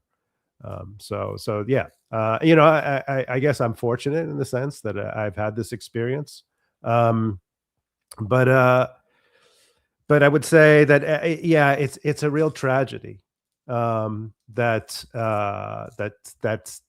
the volume of hatred and anti-Israel rhetoric is so high that Israel is constantly on the defense when it really has a lot to be proud of and a lot to teach the world. There's a lot of great accomplishment and great sort of culture that Israel has to offer. A lot of positive, and it's doing that. But so much is focused on the negative, and so much of the negative is based on lies. Right. Well, I'm jealous. All right, you guys have both been there. I haven't been there. I'm a little too old for an Israeli wife, but I would like to visit someday. Well, you're gonna come with me, Monkey, and we're gonna do a tour. All right, let's do it. Okay, that sounds fun. All right, guys, we got GV. Okay, GV just gave us a lot of joules. 2 joules over here, another 2 joules over here, another 2 joules over here, 10 joules, 10 joules, 10 joules, 30 joules. Let me just remove the stairs here. 30 joules, and then another 200 joules. Thank you so much for all the joules. And then we've got a super chat here by Zipgun saying he's not unhinged. Who? Sanity. Who are we talking about here? Sanity is a function of the community in that guy. That okay, I don't know who we're talking about. Are we talking about the Hamas guy? Sanity is a function of the community in Islam. Believing that life is more important than martyrdom is insane. Yes, you're right. According to Islamic teaching, that should be the norm. Celebrating life is basically believing in delusions and in something that is not worth investing your time in. It should be about the afterlife. According to the Quran has clarified this many, many, many times. And most Muslims don't know this. Most Muslims say like, hey, do you think Islam celebrates life? They'll be like, yes, of course. And we're like, okay, you haven't read the Quran. And thank you, Zipgun. Thank you for the super chat. And then we got, GV gave us 700 joules. Wow, thank you. That's very sweet. And then another 30, and then another 2, and then another 2. And then Barbara gave us 2 joules. Thank you so much, Barbara. Appreciate your support. All right. Do we have enough time for this video? Okay, let's do this video now. I'll just quickly play it and then get your opinions on it. Acknowledging that people making less than $1 million could see their taxes go up. I just want to be very clear. Is that a yes? I'm saying that we'd be paying for healthcare in a different way. Are you in favor of public ownership models like the one Bernie introduced? So I want to actually take it a step further. Okay. I agree that we need public ownership, but I also agree that we need some system of public control. Do police really need to use guns? Do we need as much of a police force? James, do police really need to use guns? I mean, some of this stuff is really crazy. You were just talking about this. Give me your take, though, on that race overall and the general temperature in the Midwest. I think that race is going very well for Mike Rogers. Mike Rogers is a mainstream Republican who wants to do things like get the cost of prescription drugs down, something that President Trump has led the charge on for the last year and a half and has had success at. And Mike Rogers wants to finish that job and codify it. In fact, just this past week, the Washington Post, of all places, an outlet that is very reticent to give Republicans credit for anything, pointed out that we just saw the largest drop in prescription drug prices in over 60 years in this country. Wow. The fact is we're making progress, and we know we have more work to do. We want to finish the job. Meanwhile, you have a guy like El Said who says, look, we're going to raise your taxes and we're going to take away all your private health insurance. I mean, right now there's a gentleman from the UAW, the large auto workers union there in Michigan, making the rounds saying, I don't want you to take away my health insurance. I have good health insurance. Why would you do that? So it really comes down to moving forward the policies that have been working, but we need to finish the task on, or putting Democrats in charge who not only want to take us backwards, want to take us to really extreme far left areas that have never worked anywhere in the world, but certainly are not going to work in this country. So looking at the numbers, so far right now, according to Polymarket, we have Abdul El Sayed with a 56% chance to win Michigan Senate election, this in November. and Mike Rogers, which is the Republican, has a 45% chance. We have seen the gap between them drop, but if you look at all, we have a little bit. So if you look at all, you see the gap is closing really fast between them. So hopefully it will continue. But I just want to be careful, because if you just zoom in the past week, I mean, it's not okay. This is not that big of a deal. Okay, it's just going a little bit. It went from 55 to 46 to okay. Maybe I'm nitpicking, but yeah, that's just like a short term. This is poly market, right? So this is not really a poll. This is like basically you can see if there's movement too much in one direction, then people will hedge. So but I know this is an unpopular opinion. I believe in this more than polls, because polls capture now. Poly market is people spending money based on analyzing many things, including polls, but they're putting their money on people. Usually people who have more information invest more. Again, I'm not saying it's, if you look at it historically, it's not 100% accurate, but betting markets have usually been better predictive tools than polls themselves, than just polls historically. Okay, but you didn't let me finish. I actually agree with you. Okay, I'm sorry. I'm sorry. I don't dispute that at all. Okay, My point is that because it's a betting market, right? What happens is if you have a lot of movement in one direction, some people will hedge, right? So that is that's a natural market behavior. So that last bit, where you see it moving in the other direction, slightly in the other direction, it could be just hedging. Okay, it may not be just it may not be new information. And that's just the way that the market work. But generally, I agree with you that the betting markets are better predictors than polls. And especially in Michigan, we just say in the primary, right? El Sayed was ahead in the polls by something like 20 points, and he ended up winning by less than 2. So yeah, I think you're right about your overall comparison of betting markets, prediction markets versus polls. Look, I would add to this that poly market isn't the stock market. A lot of people do this like they're betting on a football team. They're putting $20 down. Like roughly 3% of accounts to be persistently skilled, informed traders. Bulk of users generate volume, but contributed relatively little.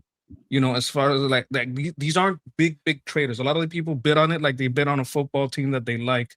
Like that doesn't mean a lot of them are informed. I would say, if most of the people that are betting, they're willing to put money down. It's like, I like this guy, so I'll put money on him. And they're putting more money. I would put credence on that. And I would also agree that it tends to be more reliable than polls. I'll just add to that, Monkey. I think sorry, go ahead, Armin. Just slight push, just a slight pushback, not too much of a pushback against it. The thing is that when in free markets, even if you have a lot of uninformed people, then the informed people take more advantage of the uninformed people. And when the price doesn't match reality, they will move more volume. They might be smaller in number, but if the people with higher volume come and set things off balance, then the informed people can see that this is not right, and they will move more money, and they will adjust for the uninformed people, and the uninformed people will be taken advantage of by the informed people. So there is an adjustment. And if it's free and accessible to everybody, then the uninformed information will be adjusted for. Not completely. Like, would that balance it out? Because then they wouldn't win if it balanced it out. I mean, the uninformed people would lose money to the informed people. The informed people will, if everybody was informed, then the uninformed people wouldn't be able to make much money because everything will be accurate. The uninformed people will come and make the price not match reality, and the uninformed people will come and take advantage of arbitrage and close the gap. That doesn't lead to profit, though. It leads to profit. In fact, because there's uninformed people, it leads to profit. If it was no uninformed people, then the it doesn't lead to accuracy. Maybe I said it wrong. Like, okay, if there's a whole bunch of people that inaccurately think that this guy is gonna win, and some other guys say, "Hey, those people are wrong. I'm gonna bet against them." I may win the bet, but that means that the poll was wrong. No, that would no. okay, I'm gonna again. I wanted to just move to what Sid was gonna add, but like this is how markets work. Okay, so if something should be at 20, and then you go buy it and you make it 30, but the actual price should be 20, then the people who know the price should be 20 will sell it enough to go back to 20, so it will make it more accurate. Okay, but again, I don't want to discuss finance. Like, is that good enough? Can we go to Sid? Okay, that's it. Okay, well, so I was just gonna respond to something that Monkey said about poly market versus equity markets. I actually think that equity markets work the same way, Monkey. So there are actually a lot of people who are putting money on stocks just because they kind of like the cut of their jib. And so there's plenty of sentiment inside the public markets. And that's kind of what Armin is talking about. So basically the people who are informed, or the people who have better models, are in a stronger position. This is basically like seeking alpha, right? Like what advantage do I have versus sort of the random or sentiment-based investor. But it depends on the sentiment-based investor to put money into the market. So if nobody puts... Let's just keep it short about poly market and go back to how dangerous of a situation we're in if we lose this. Okay, enough. I'm done. Okay. No, if you wanted to finish your sentence. No, I don't need to. I think I made my point. Okay, sorry, I don't mean to be okay. Just both of you. I'm not being oppressive to both the Monkey. I was trying to. Okay, it's okay. So, but both of you agree. Okay, so going back to politics rather than finance. It's my fault. Sorry, it's my fault. Both of you agree that this is such a big win or lose situation. Like, this is very binary, right? If we lose this, it's a huge loss, and if we win this, it's a huge win, because it's a massive blow to the DSA, demonstrating that a blue state went red so that the DSA can't win, right? So if it's a win, it's going to be a big. If it's a win, it's going to be a big win for the United States, and if it's a loss, it's going to be a big loss. Am I over exaggerating this, or is this accurate? Yeah, I think. I mean, I really don't want El Sayed to win, and I don't want him to have any influence on American politics. And I think that he's a bad influence, and I think that he represents strains in American politics that are essentially anti-American from different directions. So both the socialist side and the sort of let's say like Muslim side. If he wins, is it the end of the world? No, it's not. It's not good. I don't dispute that it's not good, but I still think, okay, it's one senator, and to some degree, I think it seems like there are people who are extremely invested in this happening, right? So increasing influence of socialists or socialist economy in the government, and they are aggrieved because they feel like their democratic choices are being undermined by the system.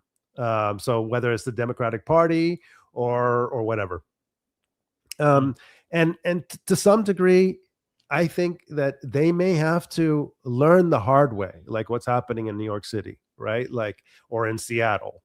They might have to learn the hard way that these policies don't work. I don't know, and I hope that's not the case. But I do feel like it seems like people are very invested in this ideology right now, and they're really not convinced by its historical record. Okay, Monkey? I think that when you look at the candidates on the Democrat side, the DSA is always a weaker candidate in the general. I think what they would do in office is pretty much the same. They're both for open borders. They're both for abolishing ICE. In fact, the DNC both said that ICE had to be abolished. This is their official message, and that they had to be reformed. Like if you look at the official DNC, they're going to do the same thing. In practice, they're going to do the same thing. But the DSA candidates tends to have a lesser chance. It is official on Fox News, on CNN, everywhere that they had this candidate home, and 3 USB drives happened to disappear. And they had that same curve when Biden won, that it kind of like curved up and then put a straight line up. That exact same graphic is what showed for Han's competition. I forgot the name of the guy, went straight up. Like, we know that they cheat.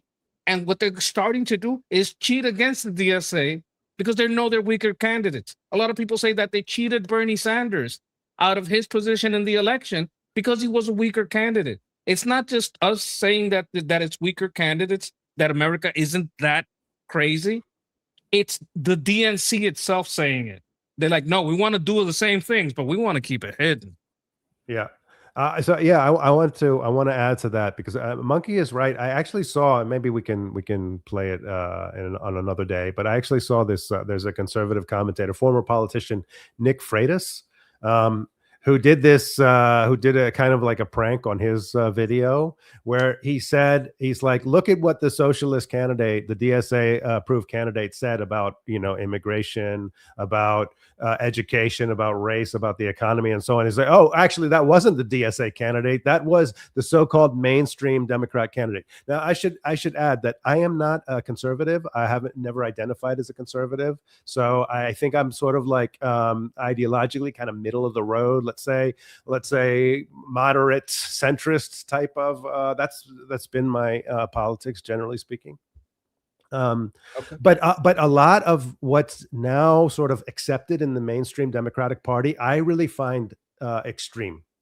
Okay, so and this is kind of what Monkey was talking about. Like, yeah, there is an aesthetic difference between El Sayed and what was I forget her name, Haley something or other, the Democratic candidate, the other Democratic candidate that he was running against. There is an aesthetic difference. And it's often in like how extreme their rhetoric is, but on the policies, from a policy perspective, it's actually less difference than we realize. And I think what Monkey is alluding to is that how do they sell this extremism to the public? Do they sell it through El Sayed or do they sell it through an establishment Democrat? But it does seem like a lot of the positions are actually quite extreme across the mainstream Democratic Party. All right, guys, we need to stop it right here because I don't want to go over 3 hours. We're gonna, in 1 hour, we're going to be in our discussion group. We have daily group calls there. We're going to have our discussion over there. Monkey said, will you both be there? Yes. Yes. So I'll Sid try will to be make there, it. Monkey. Okay, sounds good. So, guys, today it's open. That means anybody can join without paying. It's open to all. So take advantage of that. Come there and talk to us. The link to this is in the description. It's also in the QR code in the top left corner of the screen. On Liberty Politics, we're going to be streaming our discussion. So if you're not in the group call, you could just listen to it on Liberty Politics YouTube channel. The link to the discussion group is also, by the way, in the bio section of Liberty Politics YouTube channel. Other than that, Monkey and Guy's YouTube channels are also in the description. Please go and support them. Ali's YouTube channel is also in the description. So subscribe to Ali, subscribe to Guy, subscribe to Monkey. Sid, when do you think we're gonna have your channel set up and ready and like everything in place? I think I need like maybe 10-15 minutes of your time to finish the deal. So maybe we can do that in the next couple of days. Okay, yeah, and I could do that anytime you want. Just let me know. We'll figure it out and do that anytime. We'll set it up. Okay, sounds good. Sounds good. All right, guys. So Sid's channel will also be in the description once we set that up as well. So you could go support him over there as well. Anything else you guys want to add before we close this off? It was a lot of fun. Thanks for having me again. Awesome. Okay, guys. See you guys. Either here on Liberty Politics in about an hour or in the discussion group on the group call. Either way, see you soon. And until and thank you for everybody who's liking the stream. Thank you guys. That really helps. I appreciate you guys. And until till then, Israel Chai, Sava Ukraine, Cuba Libre, Taiwan GIO, Long Live America, Javid Shah, Payende, Iran. Mwah. See you. Peace.